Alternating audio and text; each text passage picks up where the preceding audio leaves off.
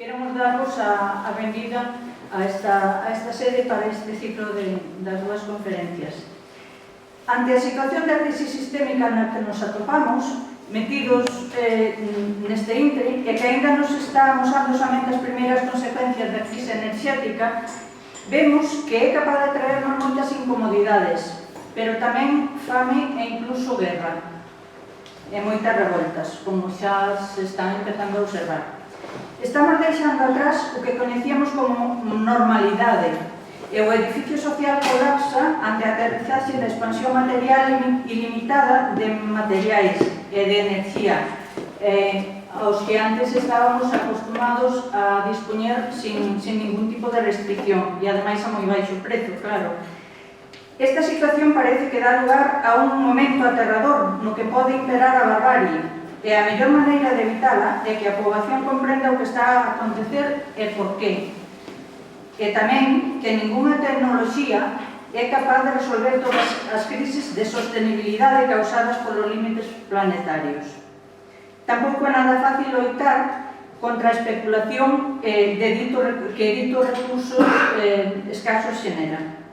Fronte a esta realidade, o Instituto de Estudios Miñoranos considerou, xunto coa Rede para o Decrecemento, organizar nesta sede un par de encontros coa finalidade de informarse e debatir sobre o esgotamento de recursos de enerxías fósiles, a súa importancia no desenvolvemento para as novas tecnoloxías de enerxías limpas, as repercusións das enerxías fósiles e máis as outras no efecto invernadoiro, e, por último, ambas cousas, a crise enerxética por un lado e a emerxencia climática polo outro, inciden na produción dos alimentos e na súa distribución e a posta a disposición da poboación nos mercados.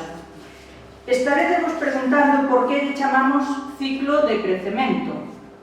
Pois ben, moi resumido direi que cando a finais dos anos 60 e comezo da década dos 70 determinadas institucións científicas, entre elas Clube de Roma, o Instituto de Massachusetts e outras máis, empezaron a advertirnos seriamente de que os recursos do planeta eran finitos e que o sistema capitalista baseado no crecemento continuo non era sostible. Entón, por eso e pola contaminación que ademais estaban a producir a utilización deses recursos e esa forma de produción. Pero ninguén quixo facer caso. Agora, as dúas cousas xuntas son o problema a enfrontarse en demora, escasez de recursos e cambio climático. E como afirmaba Latouche en 2009, o decrecemento é a matriz da que deberán de partir múltiples alternativas que se situarían fora do paradigma suicida do crecemento e as súas consecuencias. Esas que nos sitúan hoxe ao borde do abismo como civilización e como especie humana. O optimismo está moi ben, pero sempre que non se base no oscurantismo e desinformación. E fiar de todas as novas tecnoloxías sin pensar tamén en outras alternativas e mesmo nas consecuencias pode ser moi perigoso. A enerxía, tanto polo prezo como pola súa falta, pode chegar a cortar a cadea de suministros, parar a produción de bens e de alimentos e forzar inexorablemente a un cambio de estilo de vida menos consumista, máis decrecentista e razoable, máis xusto e sostible. Pero eso, e sobre todo dependendo de como se faga, non ten necesariamente que supoñer unha vida máis infeliz. Hoxe temos con nós a Xoán Doldán, que está aquí como profesor titular de Economía Aplicada da Universidade de Santiago de Compostela. Ele é un experto no tema da enerxía e, por tanto, da crise enerxética, e tamén sabe moito do decrecemento e pertence á rede. Grazas por ello. Por eso, lle vamos a dar a palabra a él para que poidamos escoitalo e logo, pois, aproveitando o seu coñecemento, crear un debate no que se poidan preguntar cantas aclaracións, dúbidas ou cuestións do vosso interese relacionado co tema que lle queirades plantexar. Vale?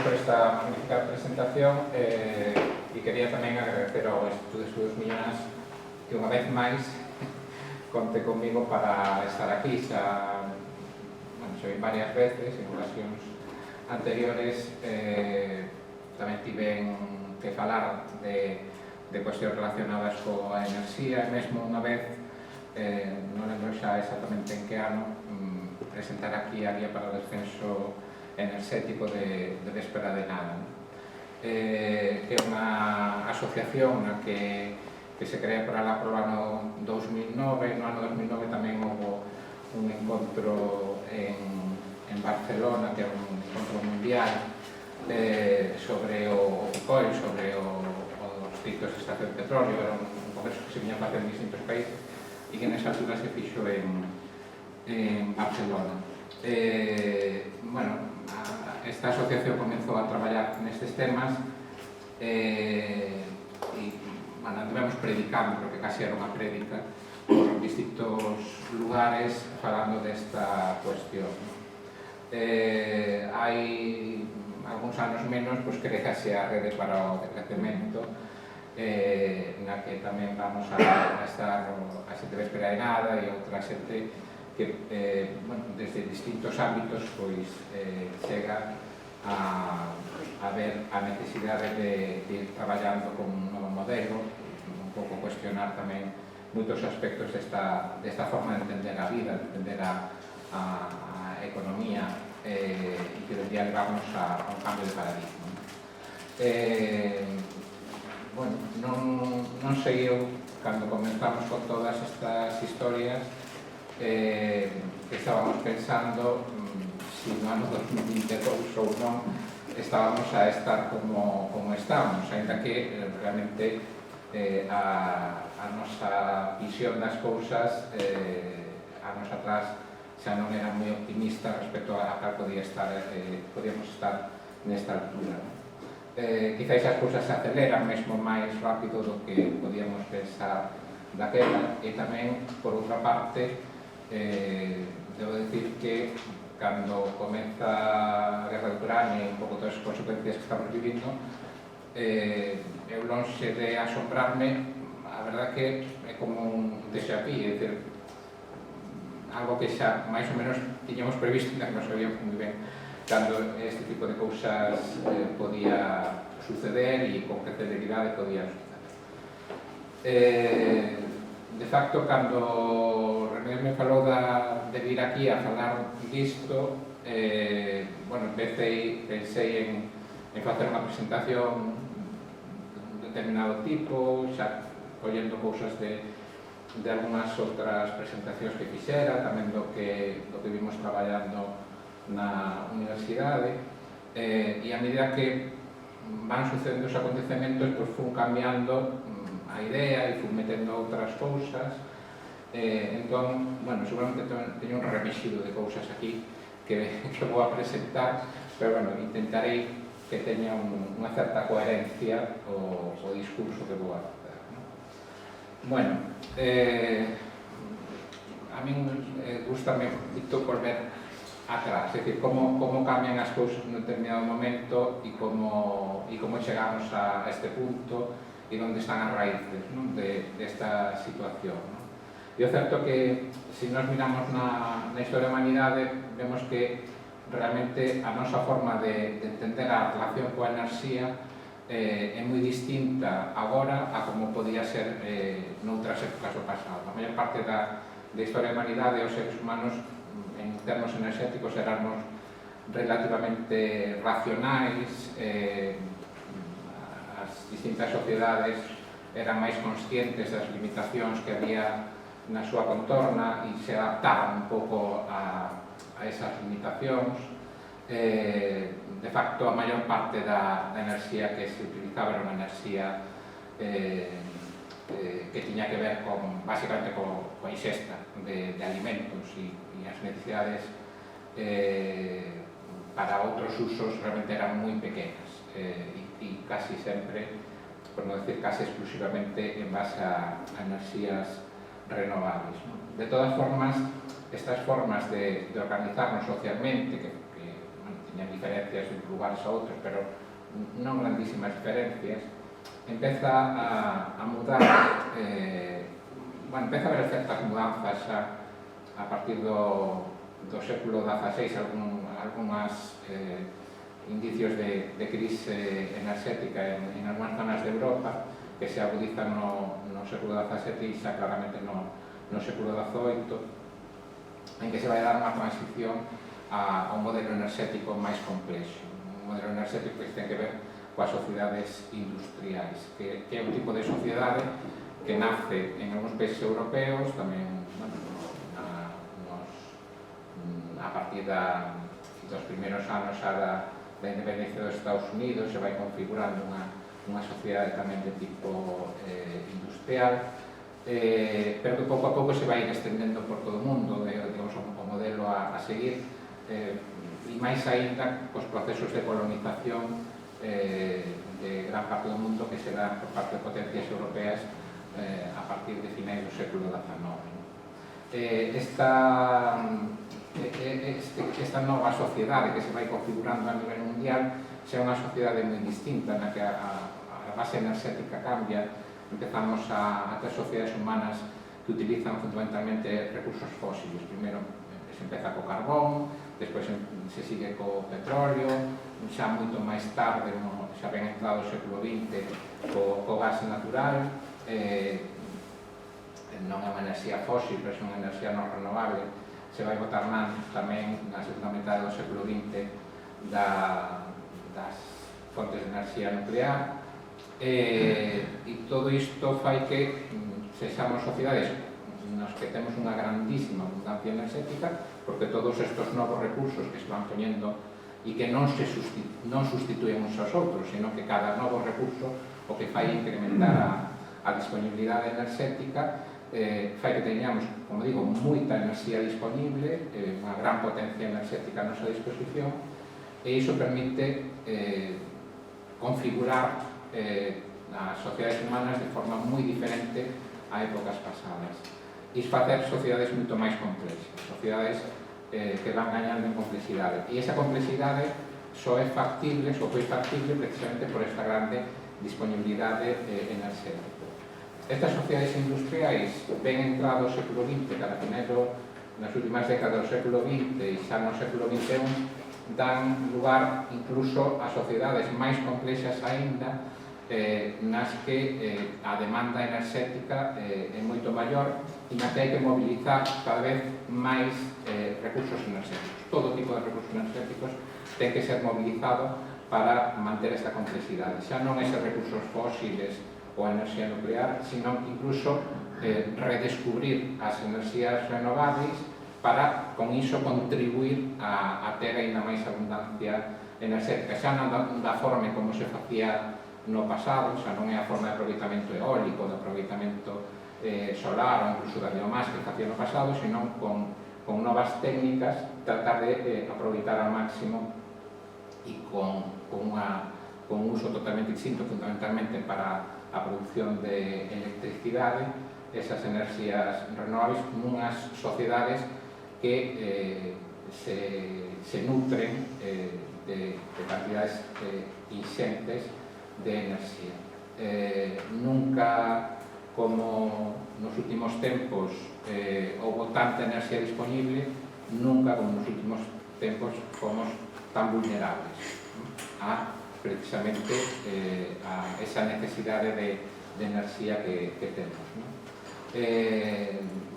Crises enerxéticas no pasado se foron solventando con saltos cara adiante, poñendo máis a nosa disposición estes outros recursos con fórmulas distintas. O problema é que agora seguimos soñando con dar un salto nese mesmo senso, é dicir, descubrir algún recurso que de alguna forma nos saque deste lugar no que estamos e nos permita ter ainda máis disponibilidade para o futuro. Pero o certo é que iso non vamos a decir que é imposible, pero sí moi difícil pensar en que iso se vai dar e que desde logo vai a solucionar o problema. Temos que mudar claramente o noso modelo enerxético porque este non é sostible, pero posiblemente a fórmula non vai a ser a de ter ou descubrir novos recursos, posto que xa temos mobilizado casi todos os recursos. Bueno, podemos seguir avanzando un poquinho máis en algúns deles, inzar máis montes de parques eólicos ou de placas solares, ou queimar máis madeira, ou facer cultivos enerxéticos, pero seguramente iso nos vai levando cada vez máis a unha situación crítica máis que dar un salto cada día. Así que, bueno, estamos en sociedades, como digo, que consumen moita enerxía. Os principais países consumidores nestes momentos en volumen global de enerxía consumida pois son China e os Estados Unidos. China desde hai non moitos anos, durante moitísimo tempo foron os Estados Unidos, pero, bueno, China, aparte de que ten un consumo a que ten moita poboación, pois, bueno, foi gañando en actividade económica e necesidades enerxéticas, e desde aí xa un tempo se convirte o país con maior consumo. Pero, bueno, hai unha desigualdade importante entre unhas zonas do planeta e outras, non?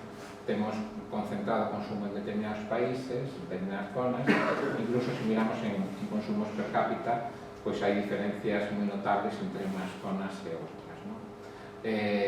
Algúns países, como poden ser tanto Estados Unidos como Canadá ou Arabia Saudita, teñen consumos per cápita elevadísimos, outros países están bastante por debaixo, pero, claro, si eses son os modelos aos que aspiran, como de Estados Unidos, aspiran moitos países, lógicamente os consumos per cápita, si van aumentando, significa maior demanda enerxética. Pensemos que calquer pequeno crecemento na demanda media en países como China supón un salto cada diante na demanda mundial de enerxía, porque parten uns niveis moi baixos de consumo enerxético e son moita poboación. Por lo tanto, calquer pequeno cambio acaba supoñendo unha modificación importante na demanda mundial. Si vamos vendo a evolución por zonas, bueno, a mellor aí non se ve moito, pero, bueno, explico volado un pouquiño. O que temos aí na liña superior, que é a verde, esa é Norteamérica. Bueno, pues, ese é o consumo per cápita, cando consumo. O consumo per cápita nos últimos tempos non foi aumentando, pero eso non significa, como decíamos antes, que siga estando aí unha das zonas de maior consumo do mundo. Outras, como poden ser, por exemplo, os de Asia-Pacífico, que é esa liña amarela que tendes case abaixo de toda, pues foi aumentando bastante, como tamén en Oriente Medio, ¿no? E estamos falando de consumo por habitante. Claro, miramos en Asia-Pacífico, que aí estaría China e estaría toda a zona do sudeste asiático. Os crecementos non son moi grandes, incluso vemos que en términos per cápita están na parte de abaixo, pero son moitos habitantes. Aí se concentra unha parte moi significativa da poboación mundial. En Oriente Medio, que é onde está unha parte tamén importante das reservas de tanto de petróleo como de gas natural, está aumentando o consumo per cápita, e iso significa que o que consumen internamente, lógicamente, vai a deixar de exportarse, que é un dos paradoxos que tamén nos atopamos, con que dependemos de países que a súa vez están consumindo cada vez máis enerxía e, por lo tanto, poden exportar cada vez. No caso de Europa, o consumo, que é esa liña azul clara que está por aquí, os consumos per cápita foron reducíndose nos últimos anos, pero aínda así, como vedes, estamos en consumos per cápita bastante elevados, ¿no? Bueno, en conxunto, a nivel mundial, o que temos é un crecemento do consumo de enerxía por todo tipo de fontes, en unhas en maior medida e en outras en menos.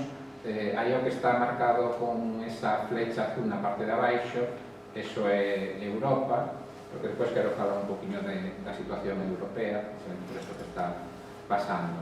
Aí vese a cal é a estrutura do consumo europeo. O que está en verde, que é o que está aquí en verde e aquí abaixo tamén, isto é a nivel mundial e isto é Europa. Eso que temos aí é o petróleo. Bueno, pois unha parte moi importante, como vedes, de todo o consumo que se fai a nivel mundial e en Europa é precisamente petróleo. Xusto que está en riba, en vermello, gas natural, que é outra parte do consumo enerxético. Despois temos en gris o carbón, que é unha parte menor, por exemplo, no caso de Europa, do que pode ser a nivel mundial, que ten un pouco máis de importancia. Despois, esta sería a enerxía nuclear, do que está en laranxa. Aquí estaría enerxía hidroeléctrica, gran hidroeléctrica, os grandes encoros. E despois aquí temos en este outro laranxa máis oscuro as enerxías renovables, onde estarían eólica, solar.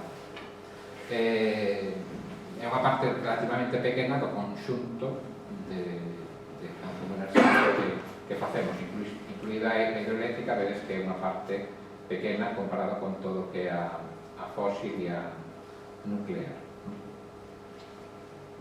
Comparativamente coa media mundial estaría un pouco mellor, seríamos menos dependentes dos fósiles, pero aínda así claramente somos unhas sociedades fósiles e non renovables. A nivel mundial a distribución é deste tipo. Casi temos aí marcadas as tres grandes patas do consumo mundial de enerxía, sumando, por exemplo, petróleo e gas natural, xa estaríamos casi nun 50%, sumando o petróleo, pues estamos en máis do 80%, son enerxías fósiles. Se máis que metemos a nuclear, pues xa nos meteríamos no 96% aproximadamente. E todo isto despois dos saltos que se foron dando en distintos países na instalación de novos parques centrais con enerxías renovables. Bueno, toda a enerxía solar, eólica, etc. é isto que temos aquí, un 2,4% a nivel mundial. É dicir, todo ese crecemento que se fixo a nivel mundial en estas enerxías renovables permite que teñamos moita máis enerxía disponible desas fontes, pero non fixo sustituir a base enerxética. O que fixo simplemente que tiveron máis enerxía a nosa disponibilidade, pero como o crecemento do consumo enerxético vai máis rápido do que foi todo este tipo de instalacións, ao final a porcentaxe sigue sendo a mesma. Como decía, pois sigue habendo crecemento no consumo enerxético nos últimos anos. Que contribúe máis? China, porque partía dos niveis máis baixos e ainda que creza moi pouquinho en termos per cápita, en termos absolutos, ese crecemento pois supón un tercio do que aumenta a demanda mundial. Estados Unidos, que pese a que se vía que o crecemento per cápita se reducía, ainda así o consumo total aumenta, porque tamén ten crecemento demográfico. Despois estaría a India, etc. Por lo tanto, hai determinados países que parten de niveis moi baixos, algúns deles, como China e India, moi poboados e contribúen a esa maior demanda mundial. Eso significa que a demanda disponible no mundo, que non medra a mesma velocidade, pois cada vez hai máis presión, precisamente polos recursos disponibles. Bueno, así é o que ten pasado desde que se deu ese cambio no modelo enerxético co paso a unha civilización industrial, capitalista, a finais do século XVIII, do século XIX, pois até hoxe. O sea, fomos metendo novas fontes, fomos crecendo na demanda enerxética e, sobre todo, despois da Segunda Guerra Mundial, pois xa será un crecemento exponencial que ten seguido ano a ano e que, como digo, as novas fontes o que fixeron foi sumarse ás anteriores, pero non mudar o modelo enerxético, senón incluso fortalecerlo.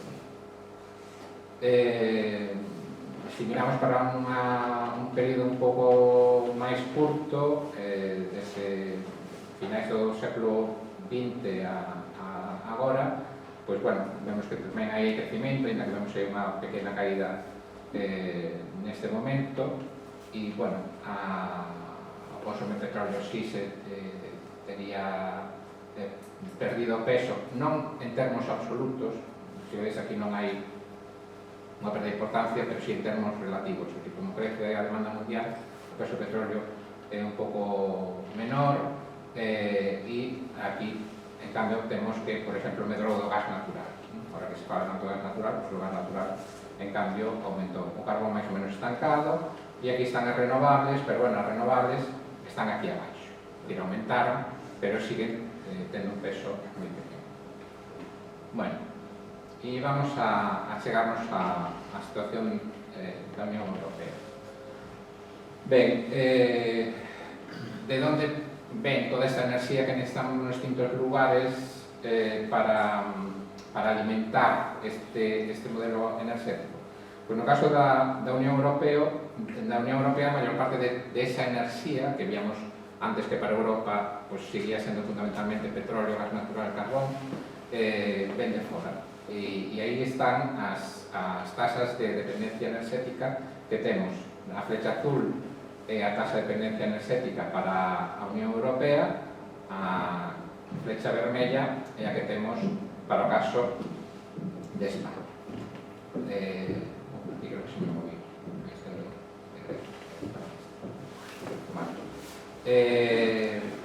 Estamos falando tasa na Unión Europea 60%. Na tasa de dependencia, no caso de España, ainda é superior a eso. Eso significa que máis da metade, 60% de toda a enerxía que necesitamos para alimentar este tipo de sociedade, hai que importarla. A Unión Europea non ten recursos enerxéticos suficientes como para soster a forma de organizarnos, a forma de vida. Necesitamos importar esa enerxía porque petróleo cada vez hai menos na Unión Europea, muitos países que non teñen ningún tipo de petróleo, por tanto hai que importar a maior parte do petróleo.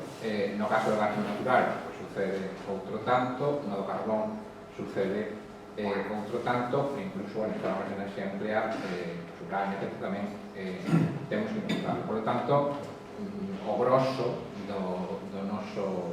da nosa demanda importada. No caso de España, como digo, ainda hai unha tasa de dependencia superior.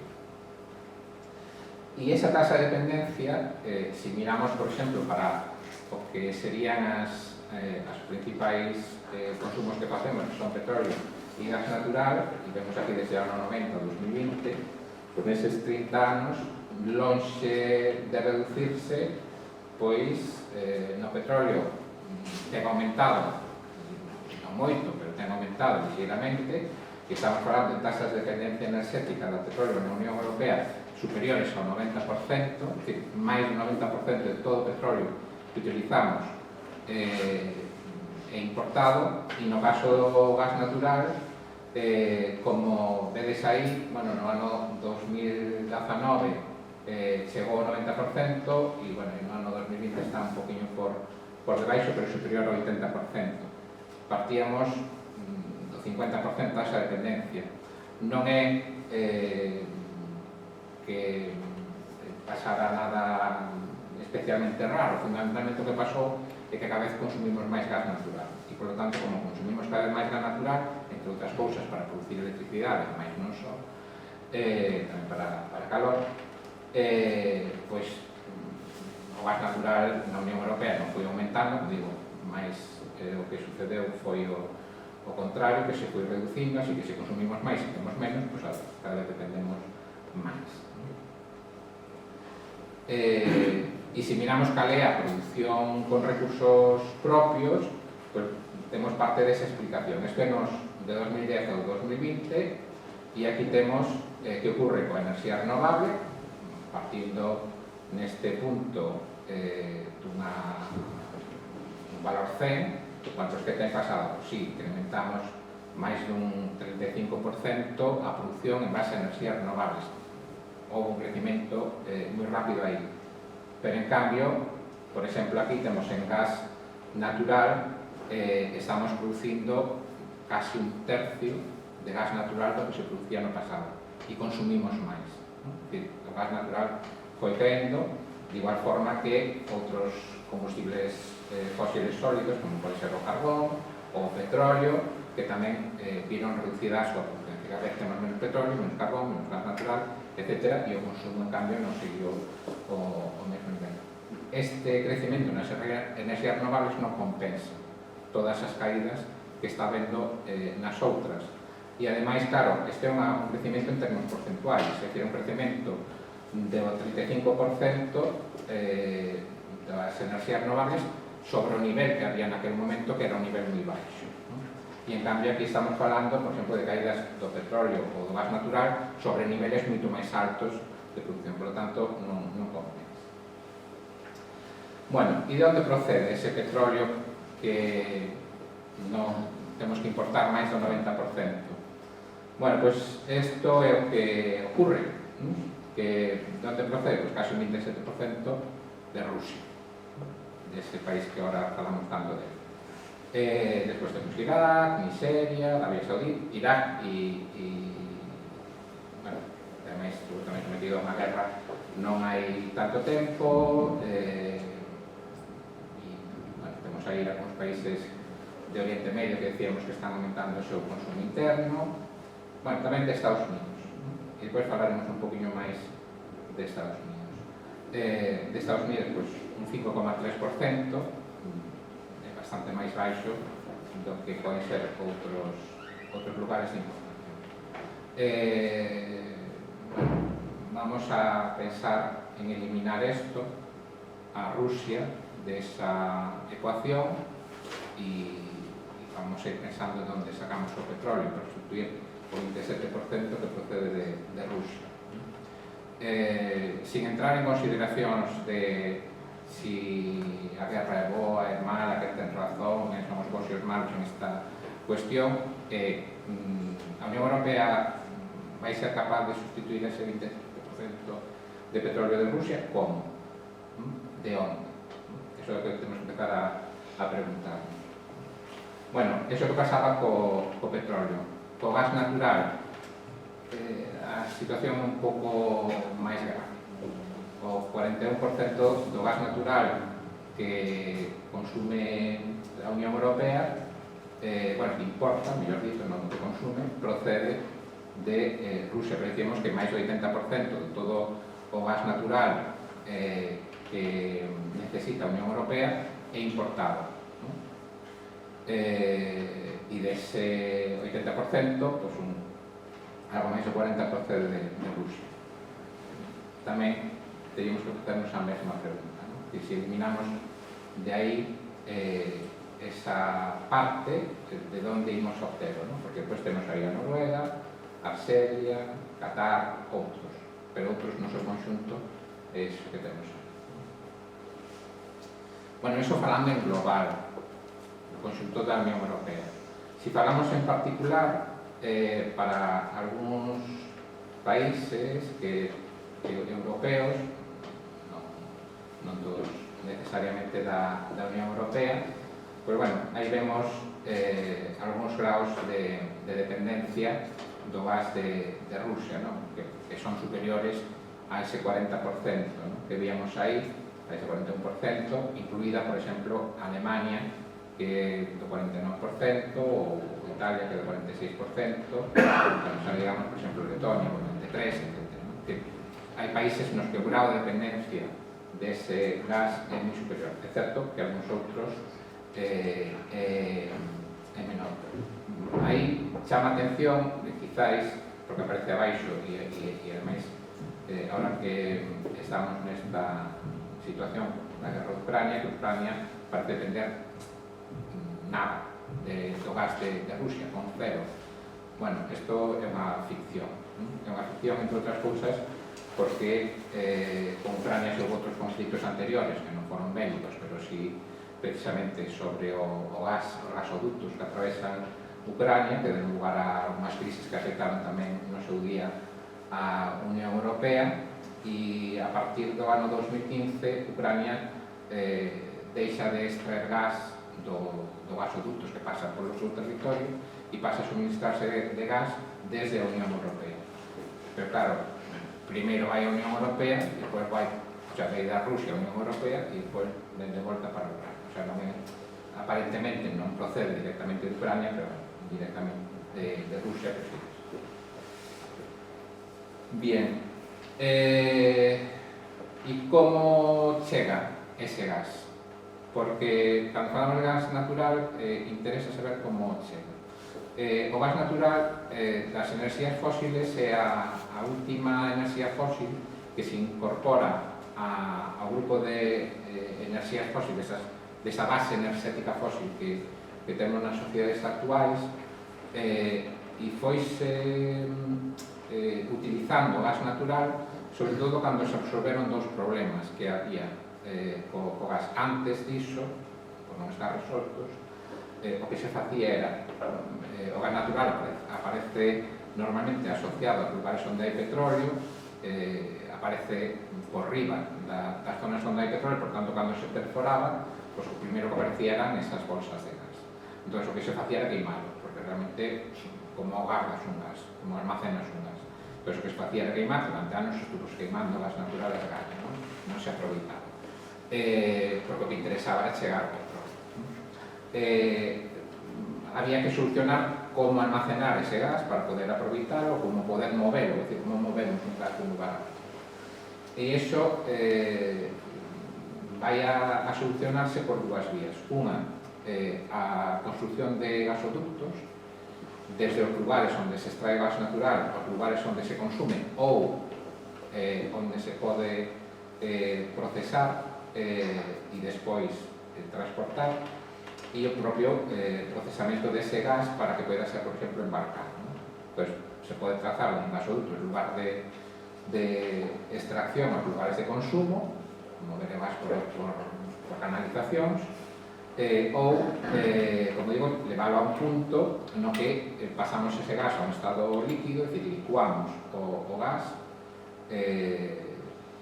natural licuado, e despois, xa en forma líquida, levámoslo a unha determinada presión, levámoslo en barcos gaseiros a outros lugares onde hai regasificadoras, como pode ser a que temos aquí en Galicia en Mugardos, se regasifica, se inxecta de novo nun gasoducto e desde ali xa se move aos lugares onde van ser consumidos. Entón, cando se vai solucionando iso, que se vai extendendo a rede de gasoductos e se traballa con ese licuado e transporte posterior e regasificación do gas, se vai extendendo o consumo de gas e pasa a convertirse co tempo, como é agora, nunha das fontes principais. Pero a principal forma de transportarlo sigue sendo o gasoducto. Se nós vemos, por exemplo, como exportan gas algúns países, pois vemos que algúns, como a propia Rusia, a maior parte do gas móvese por gasoducto, non é como gas licuado. No caso de Estados Unidos, tamén a maior parte é por gasoducto, ainda que nunha proporción bastante menor, ou Noruega, por exemplo, casi todo é por gasoducto, Canadá é casi todo por gasoducto, en Argelia a maior parte por gasoducto, e, bueno, pues hai algúns como Qatar, Nigeria, etc., que é sobre todo licuando gas e despois transportando. Se temos en conta que a maior parte do gas que chegaba á Unión Europea procedía de Rusia, por exemplo, podemos decir que a maior parte do gas que chega á Unión Europea desde Rusia e desde algúns outros lugares é por gasoducto, non licuado. E isto é un elemento máis, un problema máis que temos nesta altura para resolver esa parte da ecuación que é como se a Unión Europea quere prescindir do gas ruso, como vai a facer, e como vai a chegar o gas, de onde e como vai a chegar. Bueno, estos son pues eses gasoductos que veñen desde Rusia cara a Europa, unha parte deles, como decía antes, pues vía Ucrania, precisamente cos problemas que hubo con Ucrania empezaron a trazar outros gasoductos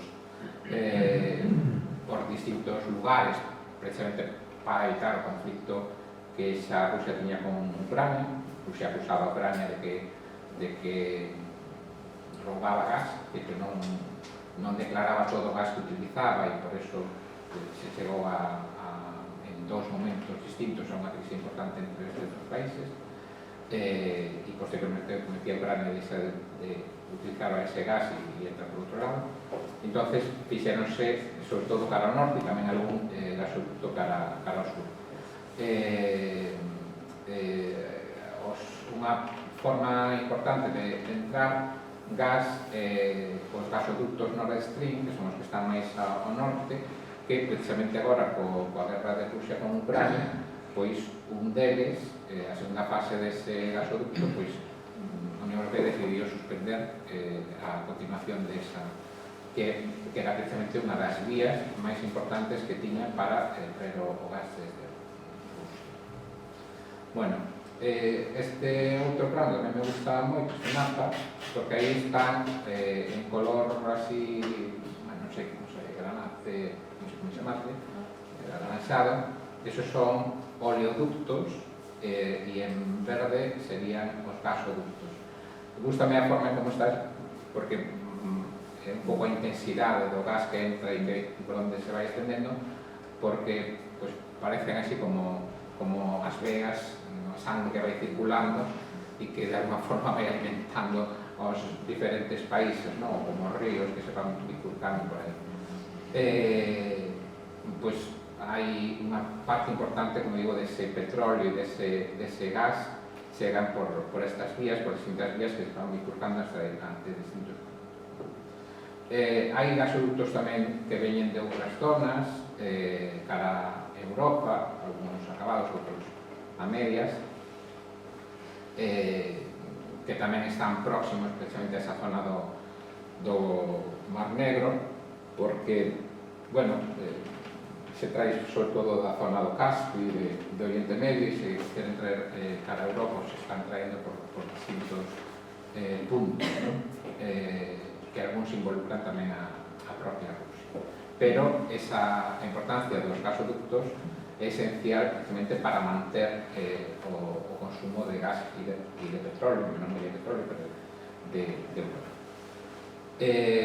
Bueno, en gaseiros ou por gasoducto. Como chega a Europa? Decimos, en Rusia, se a maior parte do que exportaba era por gasoducto, claramente por gasoducto, pero si vemos aquí en este gráfico, vemos que as importacións que fai Europa, pues a maior parte veñen precisamente por gasoducto. Vese claramente que está en azul e unha parte bastante máis pequena é por gas licuado. Bueno, ao lado veñen por países, no caso de España, que está por aquí,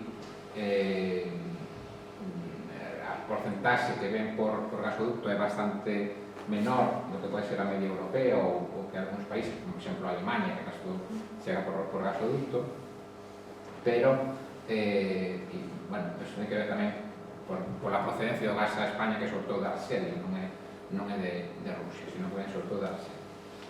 E entra unha parte por gasoducto, pero tamén ven moito gas licuado. Bueno, agora estáse falando precisamente desa sustitución tamén do gas, e mesmo hoxe saía esta noticia, la OE cierra un acordo de Estados Unidos para aumentar el suministro de gas natural licuado un 68% en el 2022. Licuado. Estamos falando desta parte de esto. Bueno, un 68%, aumentar un 68% parece unha barbaridade, ¿no? Incluso si vemos como sería aquí, que para o ano 2030, porque para o ano que ven vai ser algo menos, pero bueno, si para o ano que ven, bueno, para este ano, 2022, falase de 15.000 millóns de metros cúbicos, e para o ano 2030, 50.000 millóns de metros cúbicos. Bueno, os metros, esos 50.000 millóns de metros cúbicos parece moito, e realmente moito. Pero 50.000 millóns é isto que está aquí, este 50. Eso está en miles de millóns. Por lo tanto, ainda supoñendo que Estados Unidos suministrar a Europa gas natural licuado por valor de 50.000 millóns, sería cubrir hasta aquí o gas que agora se está importando. Isto non cubre, desde logo, se miramos aquí, que tenemos que mirar máis cara ao final, tenemos por aí máis ou menos, non cubre máis que unha parte relativamente pequena do gas que está chegando por gasoducto. Mesmo hoxe se dicía que isto podría chegar a ser, se isto realmente se confirmara de aquí a 2030, un tercio do gas que vende Rusia. Un tercio. Pero iso para o ano 2030, non de forma inmediata. Un tercio. Podría chegar por aí. Non é tan fácil, incluso, porque o feito de que traer o gas licuado supón outro tipo de problemas, non? Que existan regasificadores suficientes para regasificar todo iso, etc. Aí nos enfrontamos a outro tipo de cuestións. É dicir, a sustitución non é tan fácil. Non é tan fácil porque a nivel mundial cada vez ten menos gas, a nivel mundial cada vez hai máis demanda de gas por distintos países, non só pola Unión Europea, como víamos por China, India, etc. E o mesmo sucede co petróleo. Cada vez hai máis demanda, non é tan fácil sustituirlo, os propios países productores cada vez consumen máis, cada vez se exportan menos. É dicir, realmente estamos ante unha situación que aparentemente é conxuntural, que ten que ver con esta situación de guerra,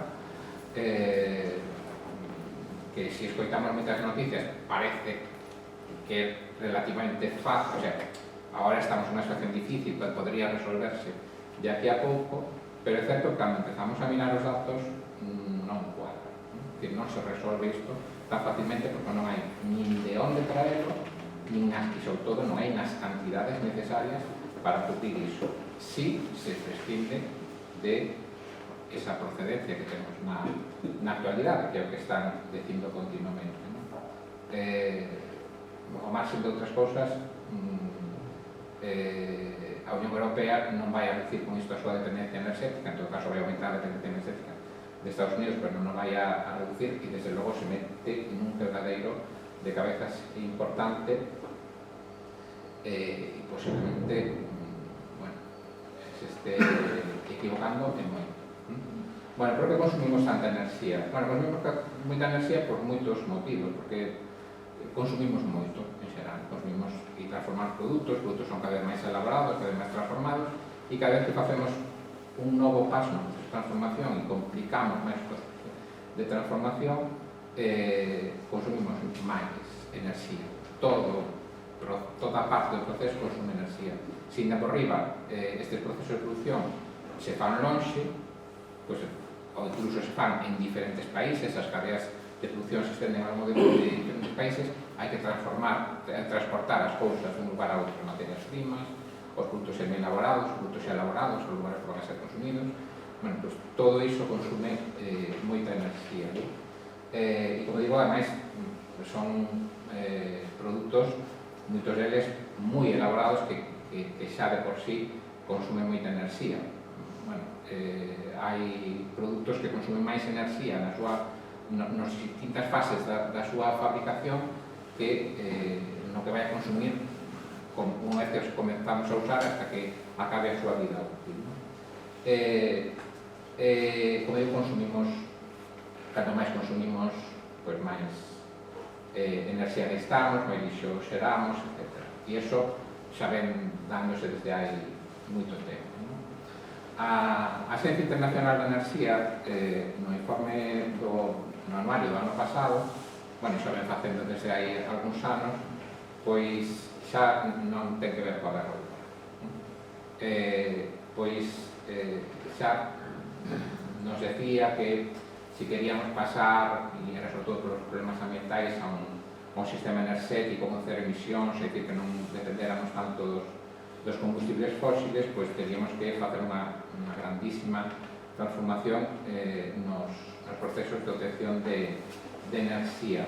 E, bueno, estes esquemas, de alguma forma, nos falan disto, pero a verdade é que o esquema parece que soluciona en grande medida sacar a enerxía dun lado e meterla no outro lado, pero antes xa víamos. Pasar, por exemplo, dunha base fósil a unha base de enerxías renovables non é tan fácil. Si sigue con todo o salto que fixemos na extensión de enerxías renovables, seguimos tendo unha porcentaxe moi pequena a nivel mundial e mesmo a nivel europeo. Pasar a ter a maior parte da enerxía disponible que proceda de recursos renovables significaría multiplicar decenas de veces a potencia enerxética instalada. Decenas de veces. Xa non 2, 3, 4, xa habría que multiplicarlo moitas veces. E aínda así quedarían algunhas cuestións por resolver, porque non é tan fácil como sustituir unha fonte por outra. Por exemplo, se falamos do transporte, non é tan fácil de sustituir un transporte que se move fundamentalmente con vehículos que necesitan combustibles líquidos a outra forma de transporte que funcione de outra maneira. Non é tan fácil. Quizás por iso tamén estamos agora con estas folgas de transporte e todo iso. Non é tan fácil. E sobre todo en sociedades que se globalizaron e nas que o transporte é esencial para mover mercadorías, para mover persoas e que estamos movendo cousas continuamente. Bueno, pues, sustituir o sistema de transporte ten de por sí moita complejidade. Bueno, máis recentemente a Axencia Internacional de Enerxía, eso sí que xa ten que ver coa guerra de Ucrania, pues incluso nos dá un plan de 10 puntos para reducir o uso de combustible, bueno, ten dado outro tipo de recetas que bueno, tamén pode ser máis ou menos discutibles, pero incluso algunhas poderían parecer a simple vista moi razonables, como reducir os límites de velocidade das estradas ao menos en 10 km/h. Isto xa se fixo en outro tempo, se lembrades, domingos sen coches nas cidades, acceso alternativo de automóviles privados ás estradas nas grandes cidades, prover a conducción eficiente, mercadorías, camións, entrega de mercadorías, evitar os viaxes aéreos e negocios onde existan opcións alternativas, traballo desde casa e teletraballo, facer o transporte público máis barato, incentivar a... non sigo, moitas delas poden ser recetas razonables para algunhas cousas. Non todas son facilmente aplicables, incluso algunhas son difícilmente extendibles a maior parte da población. Pensemos xa no caso de Galicia, facer o transporte público máis barato, incentivar a micromobilidade, camiñar e andar en bicicletas. Aquí en Galicia, bueno, abarcar o transporte público resolve algo, as cousas. En algúns casos habría que ter transporte público, xa para empezar. Cando xa non hai transporte público, pois por moito que se abarate, pois non resolvemos o problema, non? E así ocurre con outras estas receitas. A ver, estos son, pois sí, a mellor algúns apuntamentos para que algunhas persoas poidan reducir un pouco a súa dependencia no uso de automóviles ou o consumo en combustibles, porque, bueno, isto non resolve a encrucillada enerxética na que estamos. Non se resolve porque isto non muda o modelo enerxético. Isto é unha tirita cando que temos xa unha ferida moi grande que temos que resolver de unha maneira moito máis ampla. Decía antes que estábamos aí arriba por este crecimento e, bueno, antes comentábamos ao principio que desde o 2009 pues, nos viñamos en vez de nada falando desta cuestión do aceite de petróleo, non? E, bueno, eu sempre poña, bueno, estábamos aí, pero a mellor estamos no pico dunha montaña, non? E iso ten que ver coas teorías do teito de extracción, que non me vou a estender, pero que realmente, digamos que a guerra de Ucrania, entre outras cousas, o que ven a contribuir é a facer máis evidente un problema que xa estaba aí. Pero o problema xa estaba aí. Incluso que a guerra de Ucrania, se realmente hubiera unha abundancia de enerxética tal como para facer esas sustitucións, porque hai outros lugares de onde extraer, non estaríamos falando como estamos falando de moitos problemas enerxéticos. Pero o problema que temos é que precisamente esa sustitución non é factible. Xa non é que non sexa facilmente factible, non é factible. Podemos resolver unha parte, pero non podemos resolver todo o problema. E esos centros de extracción xa se están manifestando desde hai moito tempo e xa ten dado lugar a algunhas pequenas crises máis ou menos evidentes que se foron resolvendo con parches tamén en distintos momentos, pero que cada vez o problema vai a máis.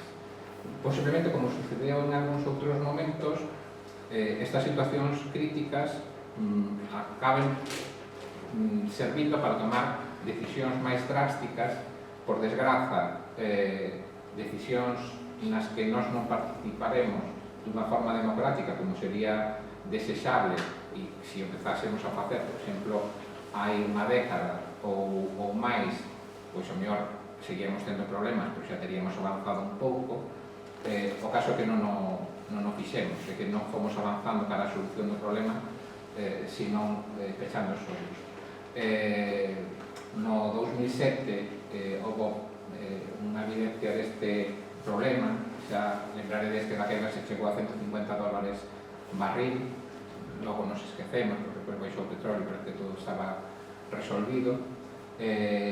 A propia pandemia mundial que nos encerrou, paralizou as cousas, pois tamén pareceu resolver en parte as tensións que se estaban dando nos mercados enerxéticos. Entón, estas crises serviron para desinflar un pouco esa tensión na enerxía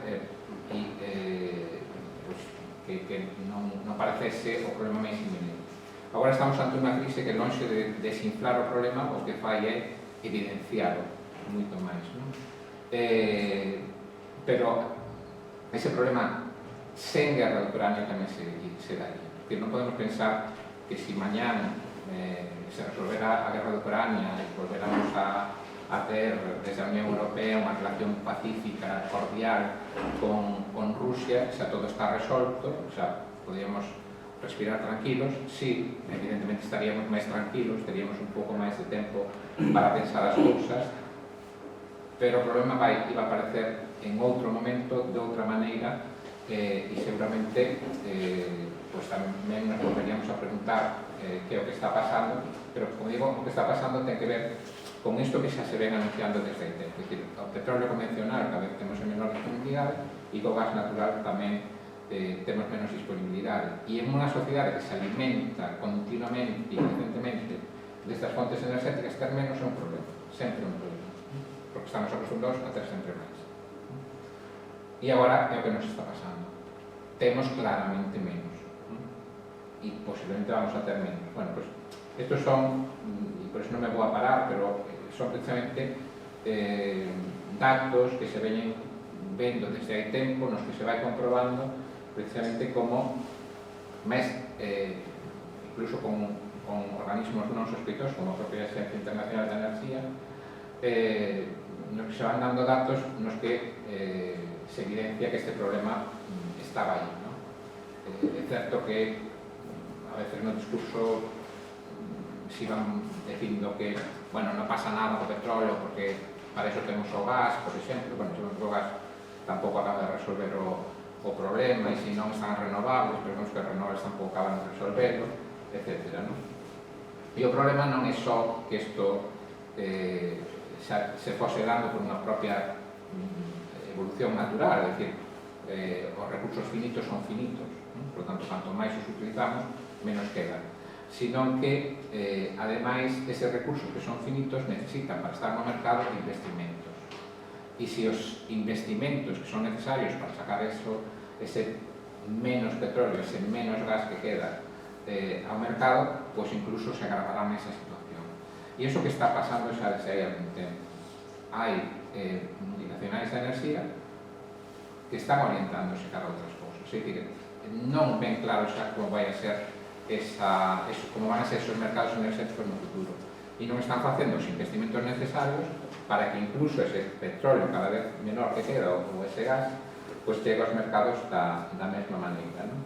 E iso o que fará é que os investimentos que non se fan hoxe, petróleo ou gas natural que non se dan porque a máis se necesitan aproximadamente uns 10 anos desde que se fai un investimento nun xacemento hasta que ese petróleo, ese gas, está no mercado. Así que se nos fan hoxe, pois dentro de 10 anos verán.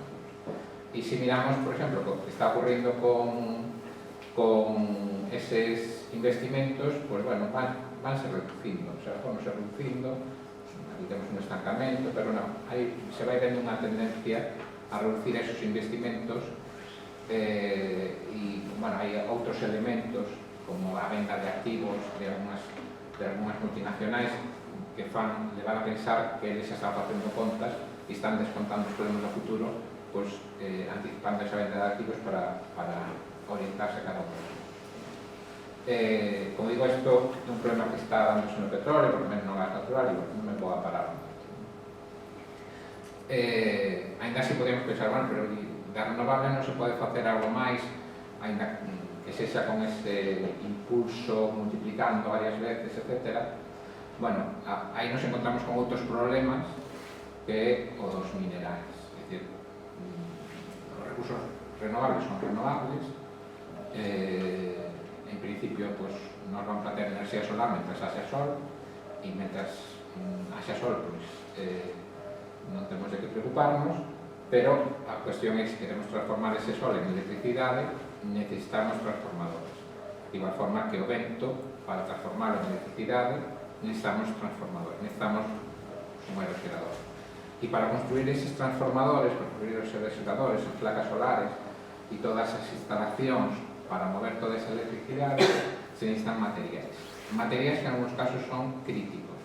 Quer decir, son moi pouco abundantes no planeta, hai cada vez máis presión sobre eles, e se vamos dar un salto tan vertiginoso como que teríamos que dar, pois a demanda destes materiais crecería moi máis. E o problema que temos é que son moi escasos. E a máis, non só son moi escasos, sino que algúns deles están moi concentrados en determinados lugares. Entre outros, China, que é unha parte importante destes recursos, e xa hai tempo que algúns deles xa os deixou de exportar, que os ten para uso propio, e en todo caso exporta xa el transformador inteiro, e unha parte tamén importante está en Rusia. Pero son poucos, ainda contando con eles, son poucos que hai para dar ese salto. Así que aí temos outra parte problemática. Bueno, para que usamos toda esta enerxía? Bueno, fundamentalmente para electricidade, para calor e para combustibles. Os combustibles son do petróleo, o calor do carbón, gas natural, petróleo, renovables, e a electricidade que tamén podemos obter de calquera cousa. Pero os combustibles líquidos son do petróleo. E aí temos un problema moi importante con o tema do transporte, porque podemos obter combustibles líquidos de outra forma.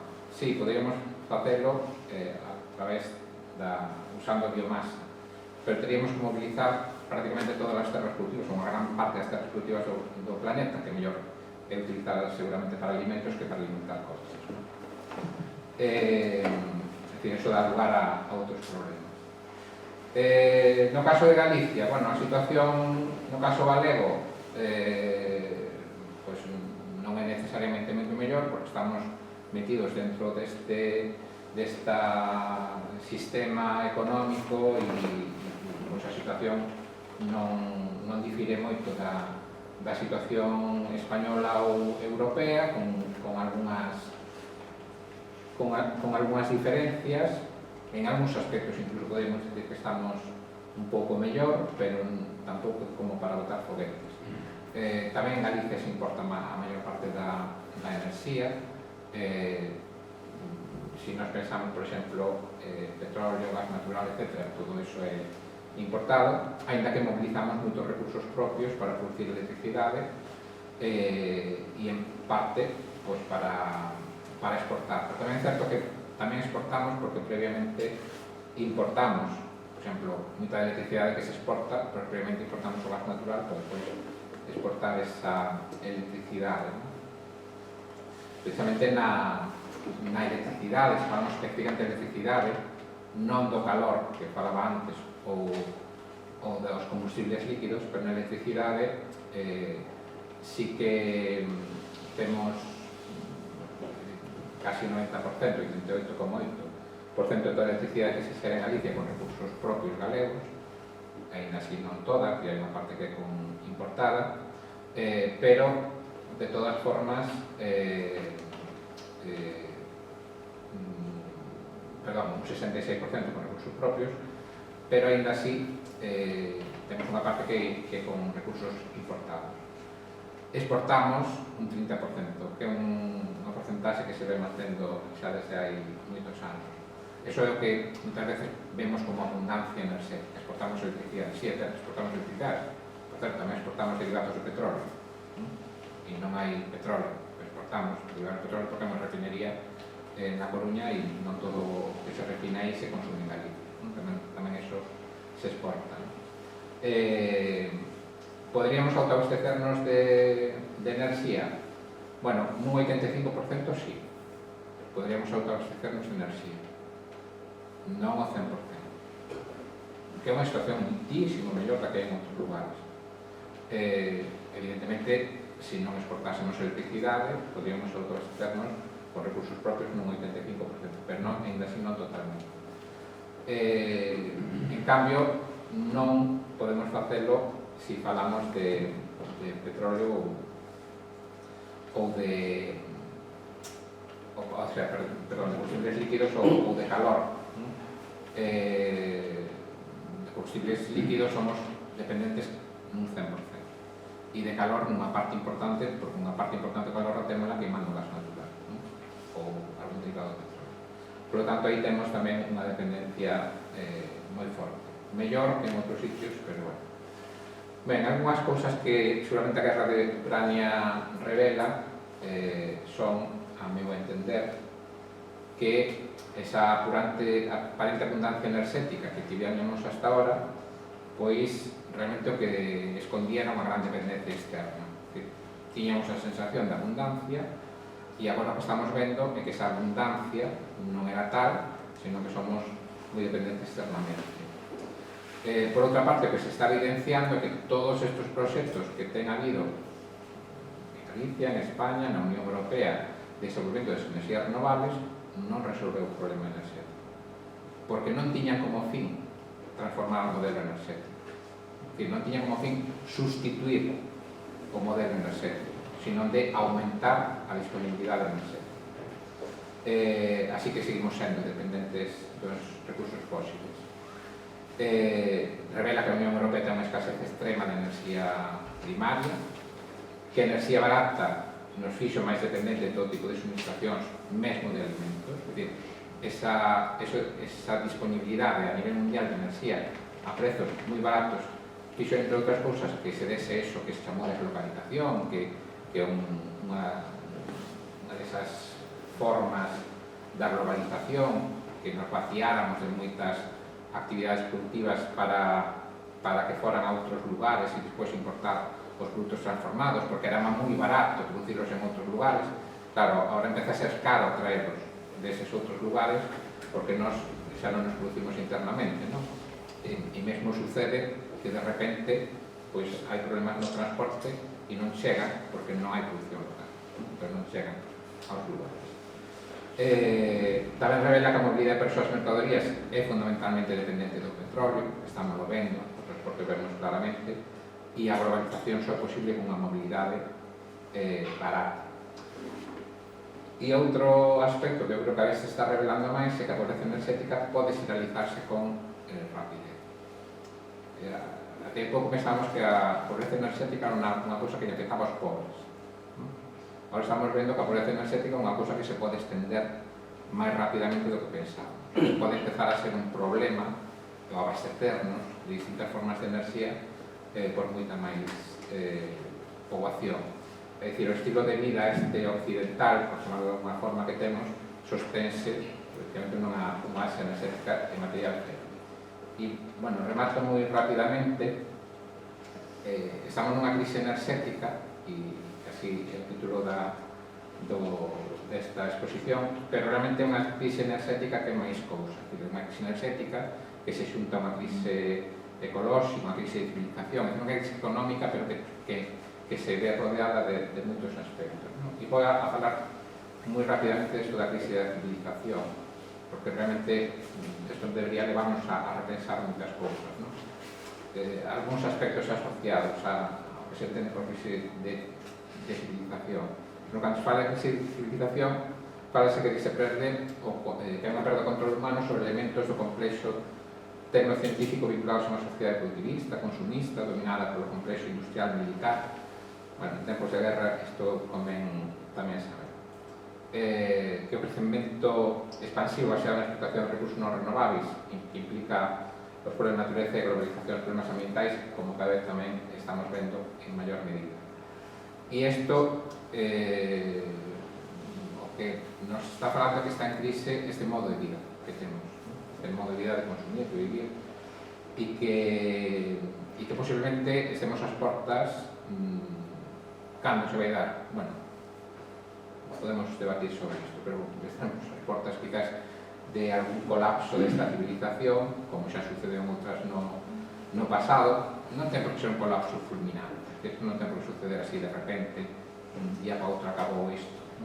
Posiblemente acabes un pouco a golpes, pode ser máis acelerado, pode ser menos, en uns sitios máis rápidos, en outros sitios menos rápidos, pero bueno, non se debe ver isto necesariamente como un problema grave, pode ser parte da solución. É dicir, a veces os golpes nos axudan tamén a despertar e a ver que hai que mudar determinadas cousas que mellor nos costaba máis mudar. Bueno, hai tempo que algúns o viñamos dicindo, que mellor era bo isto velo con anticipación para facer as mudanzas con tranquilidade, con certa tranquilidade, antes de que os problemas foran máis graves. Ou mudamos ou nos mudan.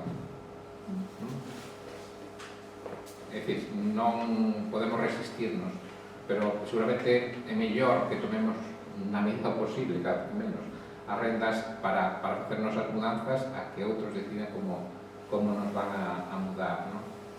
E posiblemente aí o que temos é que poñer en cuestión, como digo, este modelo económico baseado en crecemento económico ilimitado como é o propio do sistema capitalista este que naceu a finais do século XVIII, non?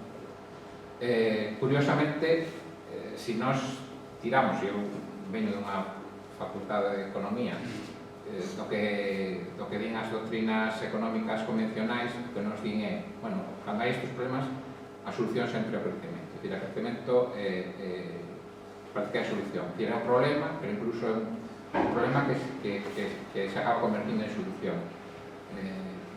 Aquí estamos por pensar en sociedades que queren crecer continuamente, crecer e crecer, e agora decimos, bueno, pero es que agora mellor o que nos interesaba era crecer, precisamente, porque xa que temos as cousas van mal, sería bo seguir crecendo para ter máis recursos para solucionar os problemas. Ben, seguramente isto pode parecer obvio, pero posiblemente o que falle elevarnos máis a un lugar no que xa non temos saídas, non? E o que teríamos sería que avanzar cara a sociedades que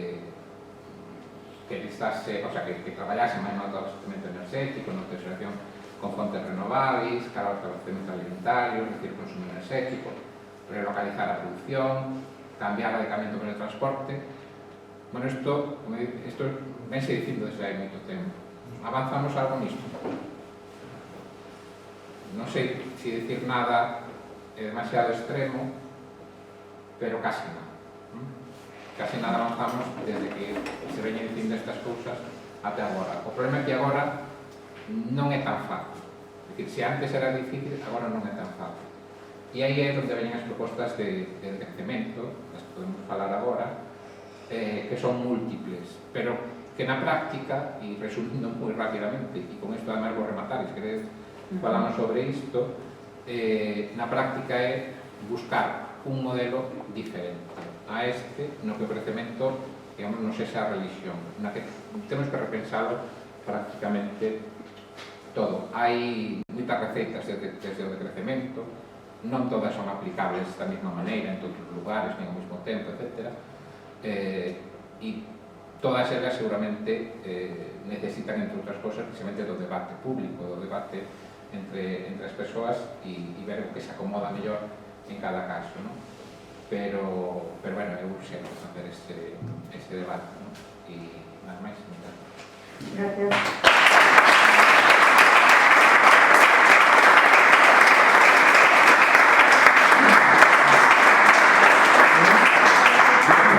Empezamos ahora a facer un turno de palabras para aportar opinións, preguntarle a Joan o que queirades.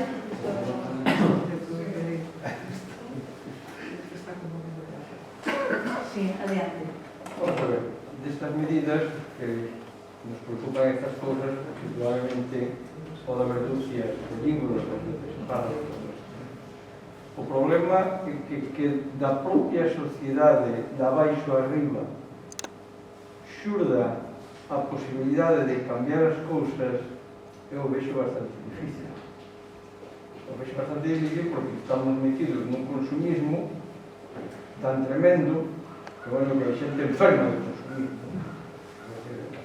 Digo, nada, cando empezan as rebaixas e tiran as portas abaixo as 8 da mañán, verdad, que non lo abren, bueno, un reflexo, é unha anécdota, non? Pero quero decir que hai xente que o seu afán é ir ao centro comercial a fin de semana cos nenos e comprar e, bueno, todas estas cosas, non? Entonces, se non hai desde os gobernos un cambio de política de maneira que se poden ir implementando medidas, eu vexo que non vai ser posible, supoñendo que ainda así nos dera tempo, non? Porque, claro, parece que tal como seguen as cousas desde o punto de vista enerxético, pois igual dentro de 10 anos estamos no grado en medio ese que temos como objetivo de non pasar, non? E claro, cando iso suceda, igual xa a marcha atrás é muitísimo máis complicada. Eu neste sentido son moi pesimista. Pero claro, se ahora vemos un belén a lei de cambio climático e transición enerxética, de pena, non? O sea, eso é de pena. Quer dizer, digamos que o proxecto Estrela para solucionar o problema enerxético é o coche eléctrico, non? Bueno, non vamos a entrar a falar do coche eléctrico porque daría para mal, ¿no? Pero bueno, eso é irrealizado, ¿no? Pero ese proxecto Estrela. Potenciar o ferrocarril, que non necesita baterías como o resto dos medios de transporte para funcionar con electricidade, non aparece unha referencia nos portos, que non entendo. En canto ao tema da construcción, non é solamente implementar as medidas de que nos tellados se poñan os paneis solares, hai que ir a outro tipo de modelo de construcción. Outro día leía sobre en Madrid, ademais, o Porto de Madrid, de unhas cooperativas que, bueno, promoveron edificios que lles salían un pouco máis caros, pero que está previsto co que valía a electricidade naquela época, que agora será moito máis alto, que en 5 anos recuperen, digamos, o sobrecoste e todo. Quero dicir que hai isto non se fala de unha lei de financiamento do transporte público, aparece como un adendo ao final da lei, porque quero decir, que non falamos do transporte público, vamos a meter ficar. É de pena, é dicir, e estamos falando de unha lei que chega daqui ao ano 50, non? Con cousas que deben de estar feitas xa para o 2030, non? Bueno, ti crees que é posible? Eu non quero ser pesimista, pero é que hai uns anos pensaba que os problemas se iban a ter os meus netos. E agora que xa paso dos 70, vexo que si vivo un pouco máis, ainda 15 ou 20 anos, os problemas xa os estamos tendo, pero os vou vivir de unha forma impactante eu, non? Sí, a ver, bueno, dixetes moitas cousas e... Sí, no, pero por exemplo, decías que se non somos capaces, podemos facer algo, non? Ou se teñen que ser os gobernos. A ver, na miña opinión, son as túas cousas, non? tal como están no momento en que vivimos e a ausencia de facer moitas cousas, é moi difícil, evidentemente, que as persoas cambien de forma inmediata a súa forma de pensar e de ver o mundo, que se den a volta do revés e de repente empecen a construir, a todo dar cousas diferentes por unha especie de acción colectiva global que permita transformar o mundo en pouco tempo. Eso posiblemente non vai a suceder, non sucede, pero non. É difícil de que iso suceda, non? Eu creo que realmente hai que traballar a ambos niveles. Hai cousas tamén pequenas, máis que teñen que ver co ámbito privado, particular ou máis próximo, nos que sí se pode traballar, que pode haber solucións a nivel particular ou a nivel de grupo, de colectividade, que se poden solucionar, e hai algunhas iniciativas en distintos lugares que se está traballando para facer as cousas dun modo diferente, tanto a hora mesmo de producir enerxía ou de organizarse socialmente, de consumir, etc. Pero iso non transforma a globalidade. Poden ser solucións que teñen repercusión para o grupo de individuos que fai este tipo de cousas, e xa é bo que eso suceda. Cantos máis haxa, lógicamente, o nivel do cambio é maior, pero posiblemente hai outra forma de actuar que é presionar precisamente os gobernos e intentar cambiar as políticas dos gobernos. E iso, non sei, a mellor ten que ver máis coas formas tradicionais de movilización, pero desde logo obliga a unha movilización. Esa movilización é necesaria. Unha movilización, como agora estamos vendo, por exemplo, no caso do transporte, independentemente do que soliciten ou cal é o seu objetivo final, etc., pero que as movilizacións sí poden obrigar a cambiar determinadas cousas. E esas movilizacións debería verlas por múltiples causas. E iso seguramente é unha forma de expresión. Agora, podemos facer esa transformación mesmo con ese tipo de presión en pouco tempo. Eu en eso sí que son pesimista, eu non creo que teñamos tempo suficiente como para resolver os problemas coa celeridade que deberían darse. O que sí podemos intentar é que, polo menos, os efectos sexan menos negativos do que poderían ser o de non facer absolutamente nada. E eu creo que agora estamos nese estadio, agora estamos nun estadio máis de tratar de que a gravidade do problema sexa menor, máis que evitar o problema, porque agora estamos xa metidos no problema. Quizá non temos ese tempo de reacción que podía haber, pois, a mellor hai 10, 15 anos, 20 anos, que tiñamos máis capacidade de reacción, sabíamos que o problema podía darse e podíamos comenzar a actuar. Bueno, pois agora estamos metidos de cheo e entonces o que hai que seguramente tratar de evitar que ese problema sexa tan grave, que afecte a tanta xente e de forma tan cruda como pode afectar, non? Que se siga debatindo nestes momentos, por exemplo, o tema dos mercados enerxéticos, se o gas entra, non entra, non, etc., a mí parece escandaloso. Sinceramente parece escandaloso.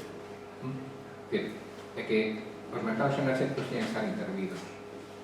O sea, non se pode estar no debate de si agora o gas entra ou non entra, uns países defenden que sí, outros que non sei, etc. É dicir, esa non pode ser o debate agora. O que deberíamos estar pedindo como cidadáns é a intervención dos mercados enerxéticos. Xa non estou falando de nacionalización. Ni siquiera estou falando de nacionalización. Pero estou falando como mínimo de intervención deses mercados. Porque a vez que estamos vendo isto, non deixamos de ver as ganancias multimillonarias que están tendo as empresas enerxéticas. Entonces, eses mercados teñen que intervirse ou sí ou sí. É dicir, cando están falando de que pode haber, como vai haber, xa non, ni siquiera estou falando das empresas de transporte, pero falo das familias, dos individuos, de persoas que van ter problemas, xa teñen problemas para pagar un mínimo de consumo eléctrico básico para a súa vida cotiá ou grazas que imos para a primavera, pero para crecer as súas casas, etc. É dicir, iso teria que estar garantizado e máxime nestes momentos nos que estamos nunha situación de urxencia máxima a nivel energético. Entonces, a mí, por exemplo, se digo, isto que estes días estén reunidos e debatindo sobre isto, que creo que isto obligaría a unha movilización moito máis dura que a dos transportistas. Porque a nai de Cordeiro. Sin que isto resolve o problema, O sea, non é un problema só de mercado. Vale? O mercado, digamos que é unha parte do problema, como está configurado o mercado. Pero o problema, detrás dese problema, está, como decía antes, cal é a base enerxética deste modelo e o nivel elevadísimo de consumo. Es decir, non se trata só de abaratar enerxía, porque a enerxía tampouco podemos pensar que vamos a ter enerxía gratis, ou gratis, xa non me refiro a que temos que pagar, es decir, que é caro producir a enerxía e cada vez vai a ser máis caro. Teríamos que cambiar, teríamos que intentar reducir os niveis de consumo. Pero eu creo que iso teria que ser fundamental. E despois no transporte, aparte da cuestión das mercadorías, hai outro aspecto. Aquí falase de abaratar o transporte público. O transporte público debe ser gratuito, punto. É dicir, xa non é unha opción de abaratar e aumentar ese transporte público moito máis alá do que se está facendo. Que se os coches entran o domingo non entran na cidade, son cosas tan ridículas. Estaba falando agora das medidas de cambio climático. Son cuestións tan cosméticas pero que realmente non significa nada. É dicir, é un discurso vacuo, non hai detrás de esas palabras que se fala de cambio climático, é dicir, non hai realmente nada que vaya a raíz dos problemas. Entón, eu creo que aí sí que teríamos máis agora que ser moito máis contundentes a ir reclamando determinadas cousas. E eu creo que eso sí se pode facer para obligar, digamos, a que se tomen determinadas medidas que se teñen que tomar agora mesmo desde os gobernos. A partir de aí, seguramente hai moitas máis cousas que facer, vamos. Falaba, isto non é nacionalizar, pero aquí é seguramente nacionalizar ou é facer outro tipo de cousas, pero teríamos que empezar a cuestionarnos muitísimas cousas desta forma de organizarnos, para tratar de recuperar a produción, sobre todo a produción de alimentos, como se ten perdido, etc. Mira, hai dúas palabras pedidas. Unha señora, usted, por favor, e despois o señor que está ao seu lado. Sí, que a miña pregunta iba por aí, aparte de estar totalmente de acordo con que se debería intervir o mercado de enerxía, pero a miña pregunta é concreta. Por que esa postura tan diferente entre os países do norte, que Holanda, Alemania, sobre todo, e os países do sur? O sea, cal é a razón de que a súa visión, bueno, supoño que os seus intereses sean tan diferentes? Porque nos falan moito do tema, pero non explican por qué. Xa, a ver, aparte de ideoloxías aparte que pode haber detrás dos diferentes gobernos, claramente tamén hai intereses económicos, é dicir, a concentración do capital, como sucede en todos os ámbitos da economía, tamén no ámbito enerxético ainda muitísimo maior do que en outros ámbitos. Cada vez son menos empresas as que controlan o negocio enerxético. O negocio enerxético a nivel global, non só eléctrico, o eléctrico, o gas natural, o petróleo, cada vez son menos empresas que están controlando ese negocio. E a política enerxética en todos os países, nos países da Unión Europea, en España, sen dúbida ninguna, está feita polos grandes conglomerados da enerxía. Realmente son os que fan a política enerxética. É así. Hai que mirar máis que os consellos de administración de moitas empresas para ver como hai pagos de favores a xente que antes estivo gobernando, etc. E teñen voz directa dentro dos gobernos. Entonces, eso lógicamente influe na medida en que hai determinados países que teñen empresas con maior presenza nos mercados energéticos a nivel global. Despois, a forma de obtención de electricidade en todos os sitios é máis ou menos semellante, é dicir, son as mesmas fontes, o peso das distintas fontes sí que non é o mesmo. Quero dicir, como sucede en Francia, que ten moito peso a enerxía nuclear, en outros pode ter máis peso outro tipo de fontes, etc. Como o prezo é marcado en este tipo de mercados eléctricos en concreto, é marcado pola fonte enerxética que entra en último lugar, que sempre é a fonte enerxética máis cara, a última que entra é a máis cara sempre. E esa que marca o prezo de toda a electricidade que se está vendendo no momento, no caso español, a que está entrando en último lugar, porque é necesario para cubrir toda a demanda enerxética, é o gas natural. E iso fai que toda a electricidade que se paga as centrais nucleares que venden a precio cero, as grandes hidroeléctricas que venden a precio cero, a enerxía eólica, solar, etc., todo se paga ao precio do gas natural. É o sistema que temos. Pero eso en algún momento tuvo alguna lógica? Si, a lógica que tivo é dar máis beneficios ás empresas. Pero sempre foi esa, non hubo ninguna outra razón?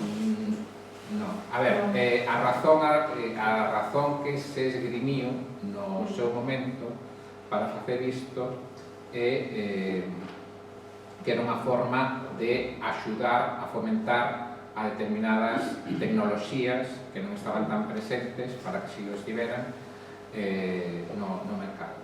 O sea, para que as empresas tiveran beneficios e poderan utilizarlo en desenvolver novas tecnoloxías. Sí, máis ou menos. Pero o que ocurre é que como as empresas eléctricas, que en España son fundamentalmente Naturgy, Endesa e Iberdrola, son as que teñen o grosso da xeración de electricidade, casi todo o negocio da distribución e unha parte mayoritaria da comercialización de electricidade dos profesionais. E estas empresas, como digo, concentran todo, pero concentran no gas natural, na enerxía hidroeléctrica, na enerxía eólica, nas nucleares, en todas. Entón, realmente eso de que se pensase que iban a entrar novas empresas con novas tecnoloxías, etc., realmente non foi así. Es decir, son as mesmas empresas que o que foron ampliando foi vías de xeración de electricidade con distintas fontes. E que permitiu sempre, en o primeiro momento, que tiveran beneficios extraordinarios de electricidade que era producida moi barata e pagándose moi cara. Agora, como o gas natural vai ainda moito máis caro, pois, lógicamente, eso vai encarecer todo. Non é a única cuestión, que no mercado eléctrico hai máis cousas que esta, pero, bueno, esta é unha parte importante. A pregunta que quería facer é outro día, o responsable dos fondos de inversión máis importante do mundo dixo que a guerra de Ucrania iba a marcaría o fin da globalización. A pregunta é,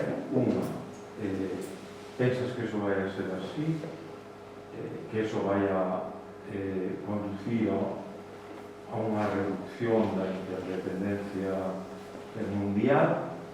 E segundo, se eso sucede, en que medida pois podía incluso ser unha oportunidade para desenvolver unha economía máis menos dependiente e máis autosuficiente.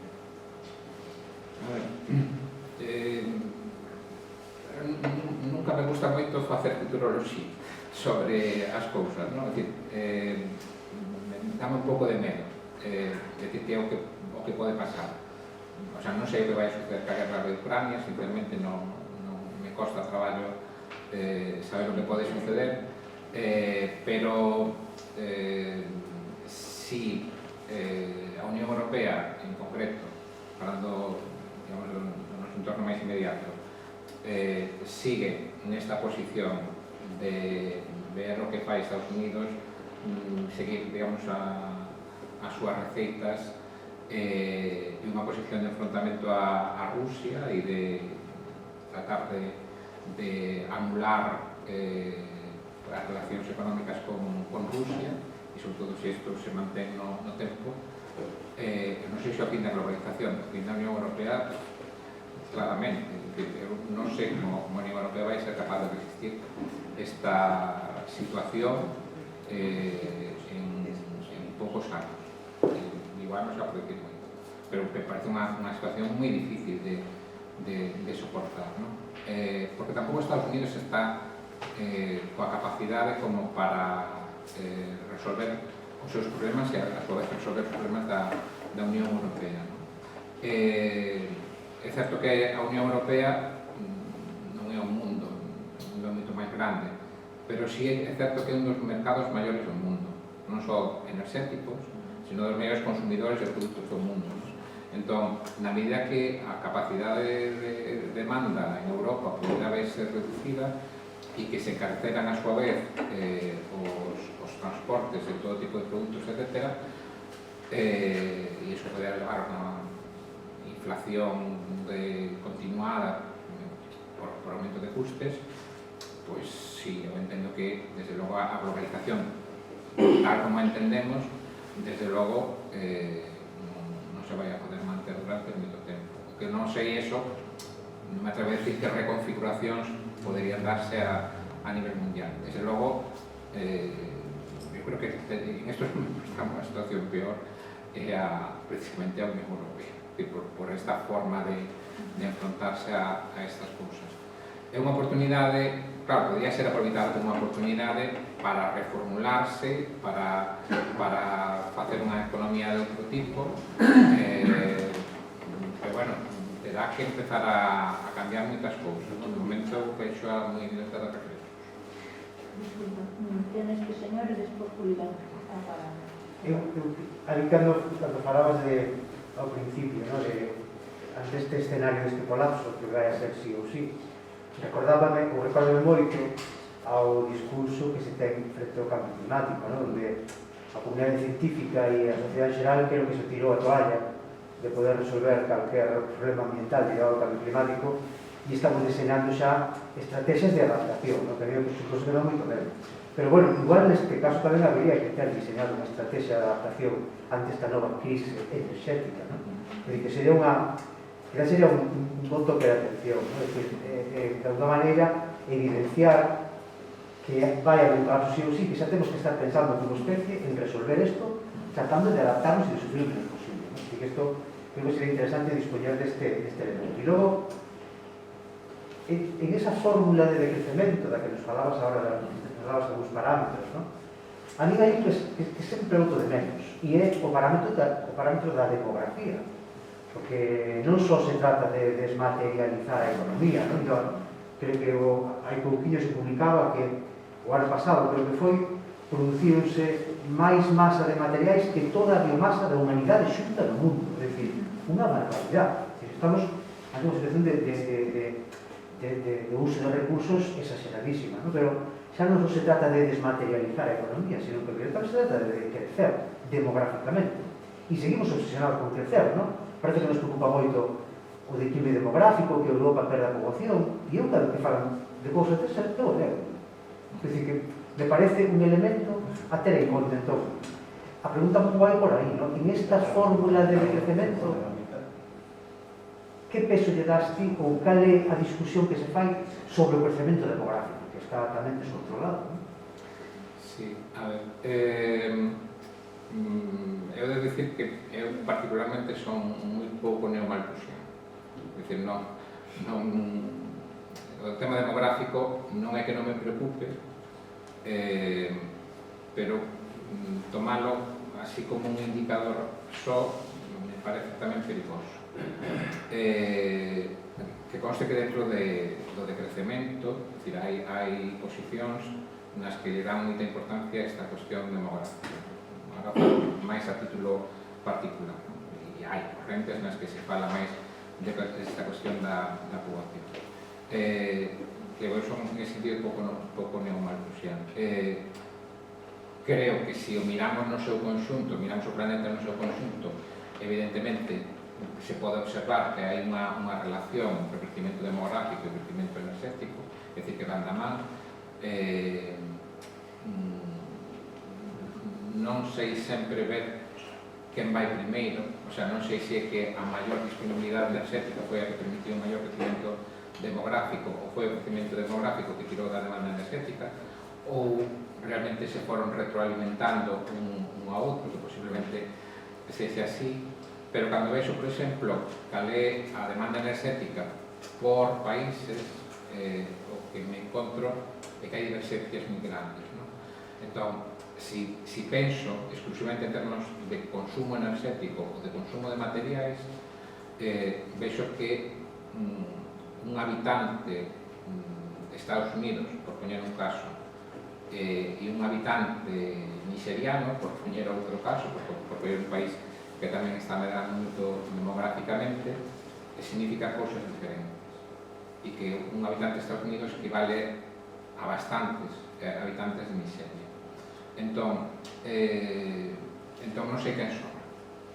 O sea, non sei se o crecimento demográfico hai que aplicalo en países que tuveron o seu crecimento demográfico mellor no pasado, entre eles Europa. Hai que pensar que Holanda ten unha densidade demográfica semellante a India, en que nos parece que Holanda pois non é un país sobrepoboado, excepto que Holanda é pequeniño e India é moi grande, é un subcontinente. Pero, se miramos en termos de densidade demográfica, pois están aí a par, pero un holandés consume como moitos habitantes da India, non? Entón, non sei onde hai que empezar a aplicar os controles demográficos, non? Porque cada vez que nace un holandés equivale como se naceran non sei cantos na India, ou cada vez que nace un estadounidense como se naceran non sei cantos en China. Entonces, non sei se hai que evitar que nazcan estadounidenses ou que nazcan en outros sitios. Non sei onde hai que establecer os controles, non? Si penso que, en xeral, o planeta non pode permitirse crecer tamén de forma exponencial a nivel demográfico, pero non sei onde se deben establecer ese tipo de controles, non? Normalmente se tende a ver que está sucedendo agora. Pois hai determinados países que son normalmente países de renda baixa e países con consumos per cápita moi baixos onde están dando crecimientos demográficos moi altos. Entón, pensase que hai que controlar aí. E eu eso non o teño claro. O sea, non sei se ese tipo de actuacións hai que facerlos desa maneira, non? Porque eu creo que hai máis elementos en xogo, non? Pero o sea, pode seguir o planeta crecendo demográficamente como ven facendo? Non, que non podemos estar duplicando a poboación mundial cada non sei cantos anos, pero digo, non sei como se pode artellar iso para que ese control demográfico non sexa de alguma forma injusto, racista, non sei, me preocupa esa cuestión. Pero sí, creo que é un elemento a considerar nesta. Pero a mí me parece que hai que traballar máis no propio modelo. A mí o que me preocupa máis é que en eses países nos que está crecendo demográficamente o estilo de vida que queramos aprender como o que deben aspirar e que deben seguir, etc., pois é dun estadounidense medio. Cando mellor que teníamos é que empezar a decir aos estadounidenses medios ou aos europeos medios que a mellor o seu estilo de vida debe ser outro e debe cambiar a súa forma de vivir, que sea menos consumista enerxéticamente e materialmente. Julián. Bueno, en primeiro lugar, gracias pola exposición, porque eu estive aí atento e chamoume a atención un grabado, un letreiro que poñía non é crisis, é o sistema. Entón, eu digo, como é que aguantamos un sistema tan corrupto? Porque se resulta que na reunión de onte decidiron as eléctricas porque prefieren cobrar todo como se fose caviar. Os políticos, os que estaban reunidos eran os políticos, pero se eran os representantes de as eléctricas, que non hai competencia entre elas. E entón, o sea, está clarísimo que o sistema é un sistema, bueno, non sei que adxetivos poñerte, non? Claro, ao lado desto, que nos queda? A utopía, o libro de Varoufakis, a outra realidade. Eu non sei se, bueno, que no primeiro capítulo cepilla os bancos. Bueno, de todo, les aquilo, todo está moi ben, moi bonito, pero é pura utopía. Pois, como decía aquí, a nivel individual, non podemos facer absolutamente nada. Únicamente, decía, encher os pillados de placas solares. A mellor eso pode se facer. Pero, parece que tampouco. O sea, antes se falaba, bueno, pois, a enerxía nuclear, a fusión nuclear, que parece que eu deso non sei nada, pero decían que aquilo que iba a arreglar todo, iba a cambiar a humanidade, hasta o poder dentro da humanidade, se tuviéramos a enerxía do sol a disposición de todos, foi así, a enerxía nuclear. Entón, que a utopía ou desesperarnos, porque había outro dibuixo moi bonito que dicía, no, isto está así, a crise do capitalismo, despois se renova, ven outro tal, contra a crise, se outra volta, e estamos metidos na roda. E mentras tanto, señores, bueno, non solamente das eléctricas, sino todo ese capital que está aí nunha pirámide impresionante, bueno,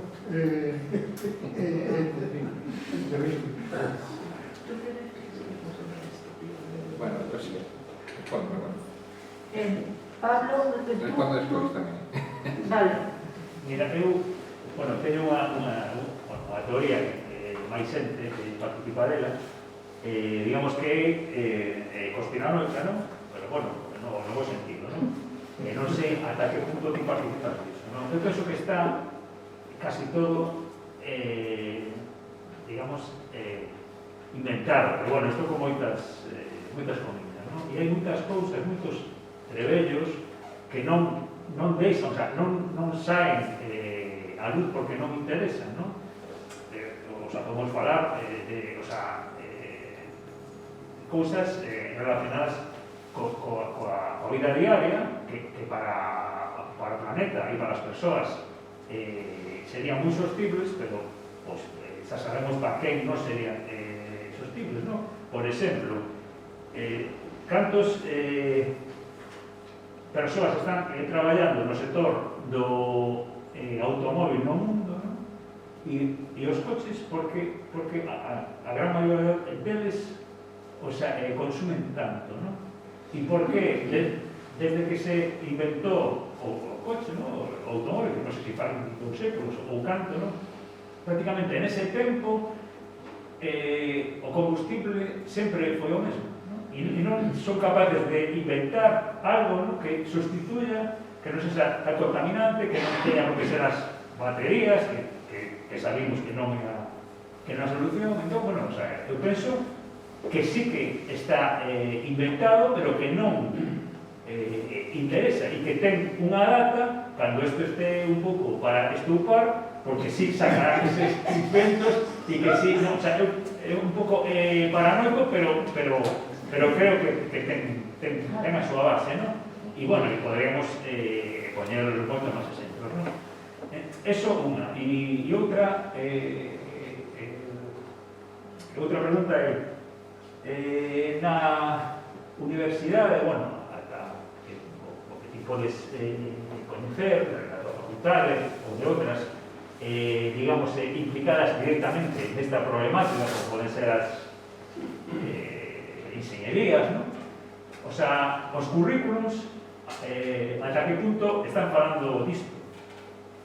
O sea, do que ti, Óseo, estabas... Sí, a ver, Bueno, vou enlazar máis tamén con algo que se decía aquí e con algo que comentaba antes tamén. A ver,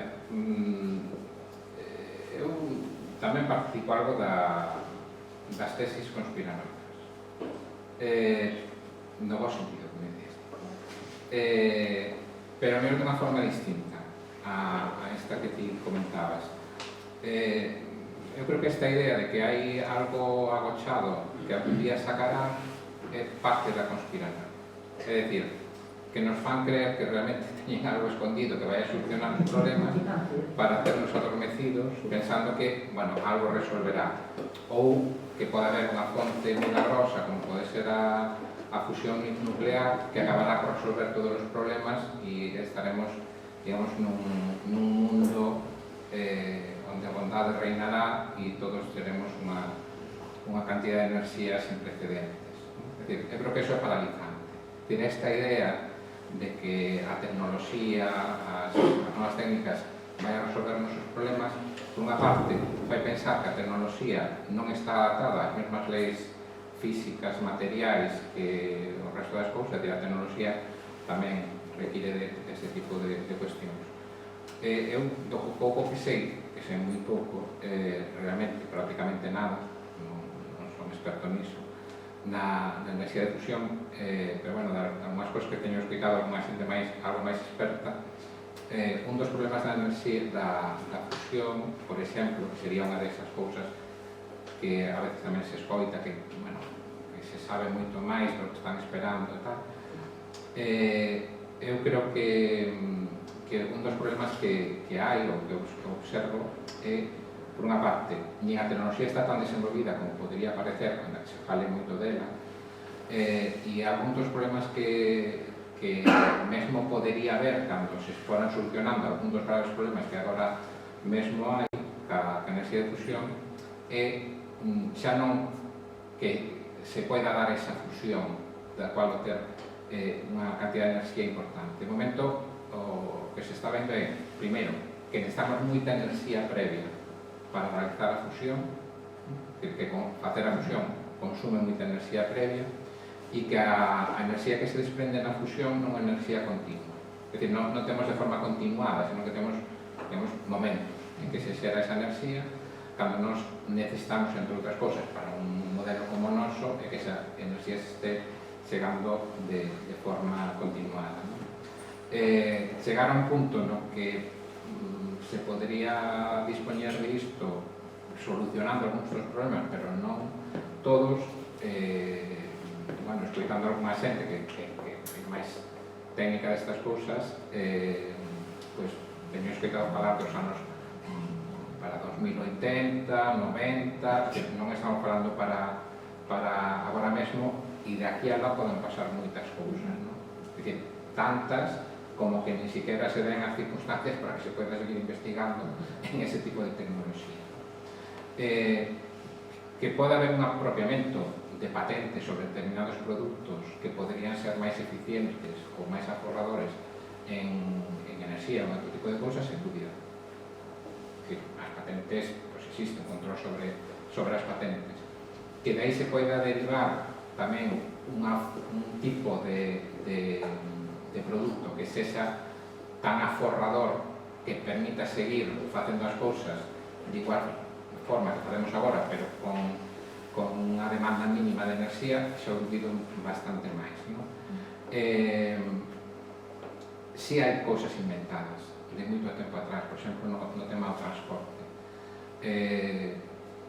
Unha das cousas que fixo Ford e o Fordismo, ligado precisamente ao tema do transporte dos automóviles, é descubrir unha cousa, e era que unha forma de obter beneficios vendendo automóviles era venderle aos propios traballadores.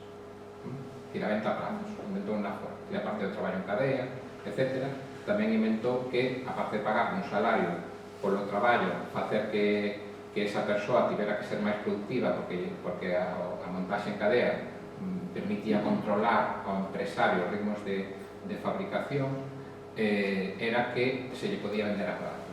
Entón, os traballadores traballaban unha parte importante da súa vida para pagar os automóviles que eles mesmos fabricaban.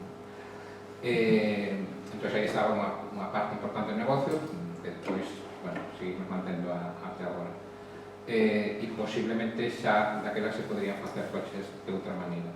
Pero que sí existía, existe desde hai moitos anos, e existía aquí para transportarnos o transporte público, transporte colectivo. Transporte eléctrico colectivo, de Vigo a Bayona había non hai tantos anos, había tranvía, por exemplo, e trolebuses, etc. É dicir, eso sí existía, é dicir, non é unha tecnoloxía que teñamos que inventar, eso sí existía, se desmantelou. É dicir, aí sí que houve unha acción clara de desmantelar determinados transportes públicos para facer necesario o transporte privado, para sustituir ese transporte público por transporte privado, transporte por automóvil. Pero eso existía. Eu que son na zona de Bergantiños, había transporte eléctrico de Coruña a Carballo, 30 e tantos kilómetros de transporte eléctrico, desmantelouse todo. E eu viví como se desmantelou eses trolebuses. Aparte de que todo o transporte público interno na cidade de Coruña, como en outras cidades, como en Vigo tamén había, ou era eléctrico. Todo iso desaparecer.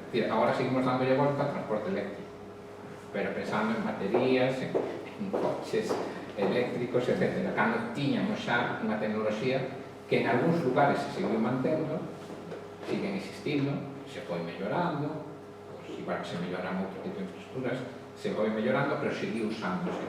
En outros sitios, como nos pasou a nos, desmantelouse. Non é necesario esperar recurrir a unha tecnoloxía nova. O sea, é usar a tecnoloxía que xa existía ou a tecnoloxía que existía actualizada como se está usando en algunos lugares. Claro, agora volver a montar todo iso é máis complexo que ter mantido aquelo e irlo renovando, irlo mellorando, etc. Sería moito máis fácil e agora estaríamos nunha situación totalmente distinta. Non seguramente estaría resolto todos os problemas, pero desde logo habría unha parte do problema que xa estaría resolta desta maneira, non? E falaba da universidade e tamén comentabas antes a mellor da receitas sobre como nos podíamos adaptar a esta situación. Tristemente nos currículos este tipo de cousas non está a orden do día, é dicir, non forma parte do currículo normal. Hai xente, hai persoas que si van introducindo cousas en aquelas materias que dá na súa investigación, máis que na parte docente, pero na investigación, pois si hai máis investigadores, grupos de investigación que están traballando nestes temas, pero desde logo non é a fórmula máis extendida. Entre outras cousas, porque unha parte importante da investigación necesita financiamento. E el que paga manda. É dicir, que se financia? Financiase o que aqueles que financian lle interesa. E, pues, por desgraza, certas cousas se financian e outras non se financian. Entón, si hai xente, pero non é a forma máis habitual. Que digo, nin na docencia, nin na investigación. E, por desgraza, tamén, digamos, o propio debate dentro da universidade cada vez é menor, non é maior. Precisamente porque a propia dinámica curricular e de investigación, as carreiras de investigación, etc., teñen levado a unha deriva na que sábese quen pueda e entonces vai nesa liña. Bueno, xa digamos agora mesmo na que o debate se estamos a favor ou en contra de Rusia, non? É dicir, claro, si os que temos que falar de, xa non digo os que economistas, que somos unha cousa aparte, pero bueno, os que falan de ciencia, antes de falar de ciencia, teñen que discutir se están a favor ou en contra de Rusia, pois bueno, a xente que traballamos en temas de enerxía desde o ámbito das ciencias sociais ou desde a parte máis técnica ou científica, o seu debate é ese e non como se pode resolver un problema enerxético, como enfrentamos a un problema enerxético, pues malamente andamos, non? Bueno, pues por desgraza é unha universidade que se fala máis disso, é dicir, se Rusia é buena, Rusia é mala, se non sei que, e eu xa digo, a ver, evidentemente teño as miñas opinións sobre como tenemos todos, pero a cuestión é que se a quero ver desde unha perspectiva de como resolver un problema enerxético, pois teño que dicir que a Unión Europea se equivoca. É dicir, ao marxe de que un justifique ou non o que está sucedendo en Ucrania. É dicir, podo justificalo ou podo non justificalo, pero que estou vendo desde a perspectiva dos intereses para a ciudadanía europea que a Unión Europea se está equivocando. Se está equivocando porque eu non lle vexo, o sea, esas supostas saídas non as vexo, non son incapaz de verlas. Pero claro, poñerse a debatir en eses termos, que tampouco é unha cosa tan drástica, pois ni siquiera é moi fácil. Agora mesmo. Desgraciadamente o vexo así. Tú querías la palabra de... Sí. Sí. Vale. Y ya es la última intervención. Máis que unha pregunta ao final, unha reflexión ao principio, entendo que o panorama que estou vendo desde hai tempo é que estamos metidos nunha sociedade a nivel global con diferencias, como acabamos de ver aí, a nivel planetario hai diferencias moi grandes en canto a necesidades energéticas, pero a cuestión é a sociedade e a humanidade necesita enerxía, pero o aporte de enerxía non se fai para resolver os problemas, sino se fai para facer negocios. Entón, hai que inventar formas de consumo para que a xente consuma, para que quen tenga enerxía provea esa enerxía ilusoriamente, de maneira indefinida, e consume o que queiras, pero eu tamén encargaré de traer a enerxía que necesitas e xa cobrarei o precio que me dé a miña gana. Este caminar tolo hacia o colapso total é demasiado evidente como para que os que controlan non se den conta. Entón, aí ten un pouco que decía Juan, aí hai unha transición, pasaremos de un modelo actual a un modelo futuro e non demasiado longe. Esa transición non será amable, será moi abrupta, será moi bestia, se levará moitas cabezas por diante, e iso terá que ver coa adaptación de algúns individuos ou sociedades ou grupos a ese colapso, de tal maneira que sobrevivirán os máis preparados. Algo así como selección natural, pero a lo bruto, non? Entón, como enfrentarse a ese inevitable colapso desde unha posición de avanzarse que me permita sobrevivir a min e que lleven por saco o resto? Probablemente a pregunta venga ahora. Podría ser que isto sea tan bruto como acabo de contarlo e que o que estemos intentando será que certas oligarquías pretendan estar na mellor posición posible ante o colapso inmediato que se pretende. É dicir, malo será que non me quede yo por aquí e que se llevan todos por delante, pues ya daremos el sol. Porque aquí non hai outro planeta para onde marcharse. O planeta non ten recursos bastantes para producir a enerxía que estamos necesitando, que nos lo cuente, que non lo conte.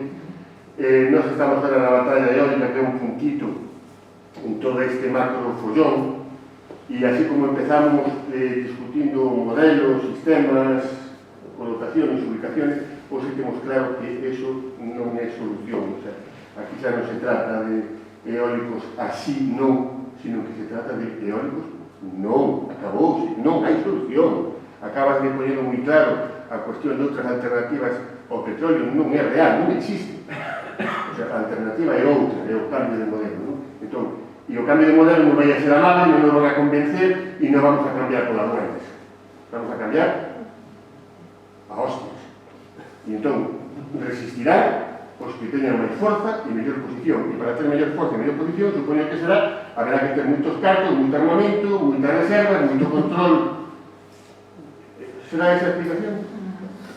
A ver, eu creo que dixetes unha cousa que é moi importante, que esa dicotomía que existe cando nos enfrontamos ao problema enerxético, que por unha parte socialmente como colectivos humanos nos necesitaríamos agora mesmo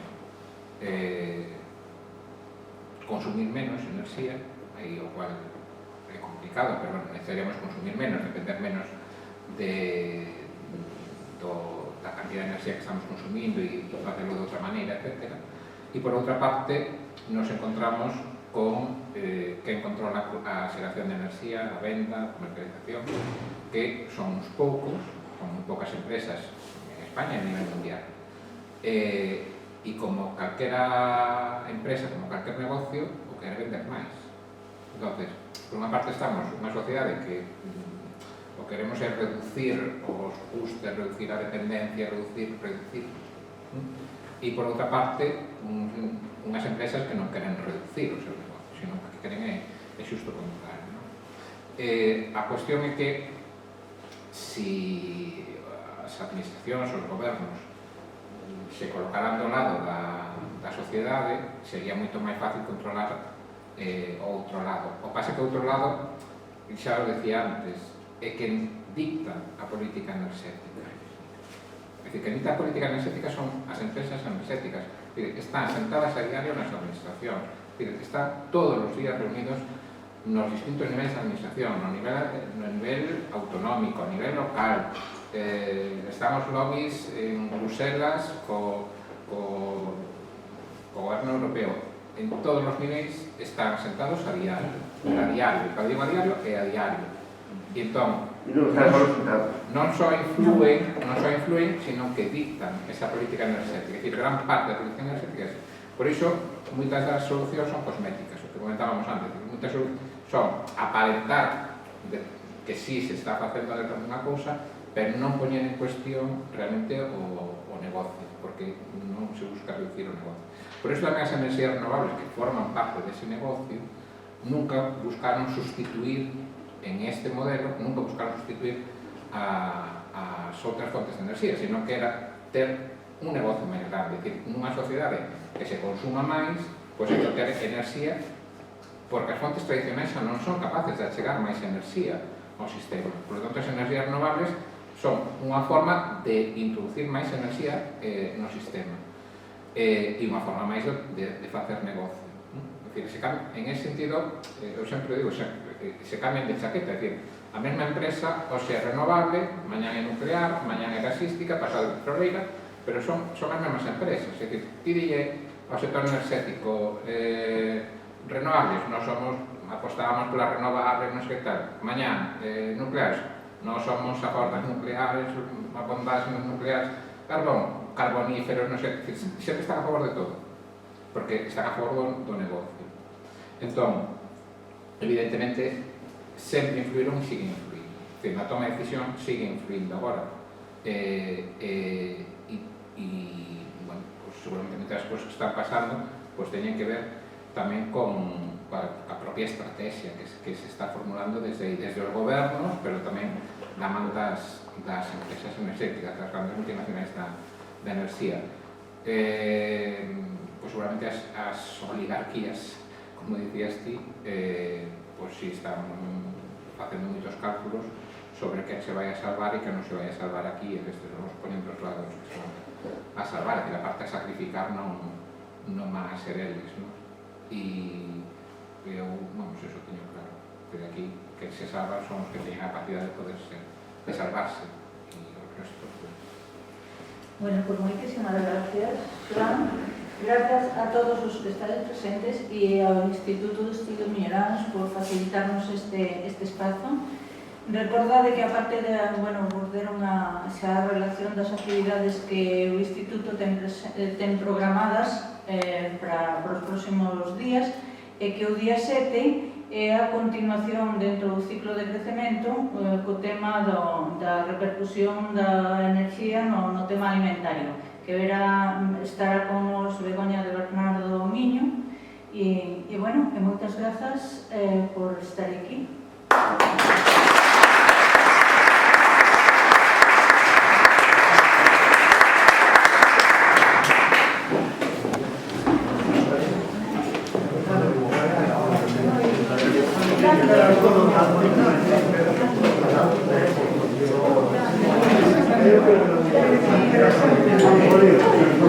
Gracias.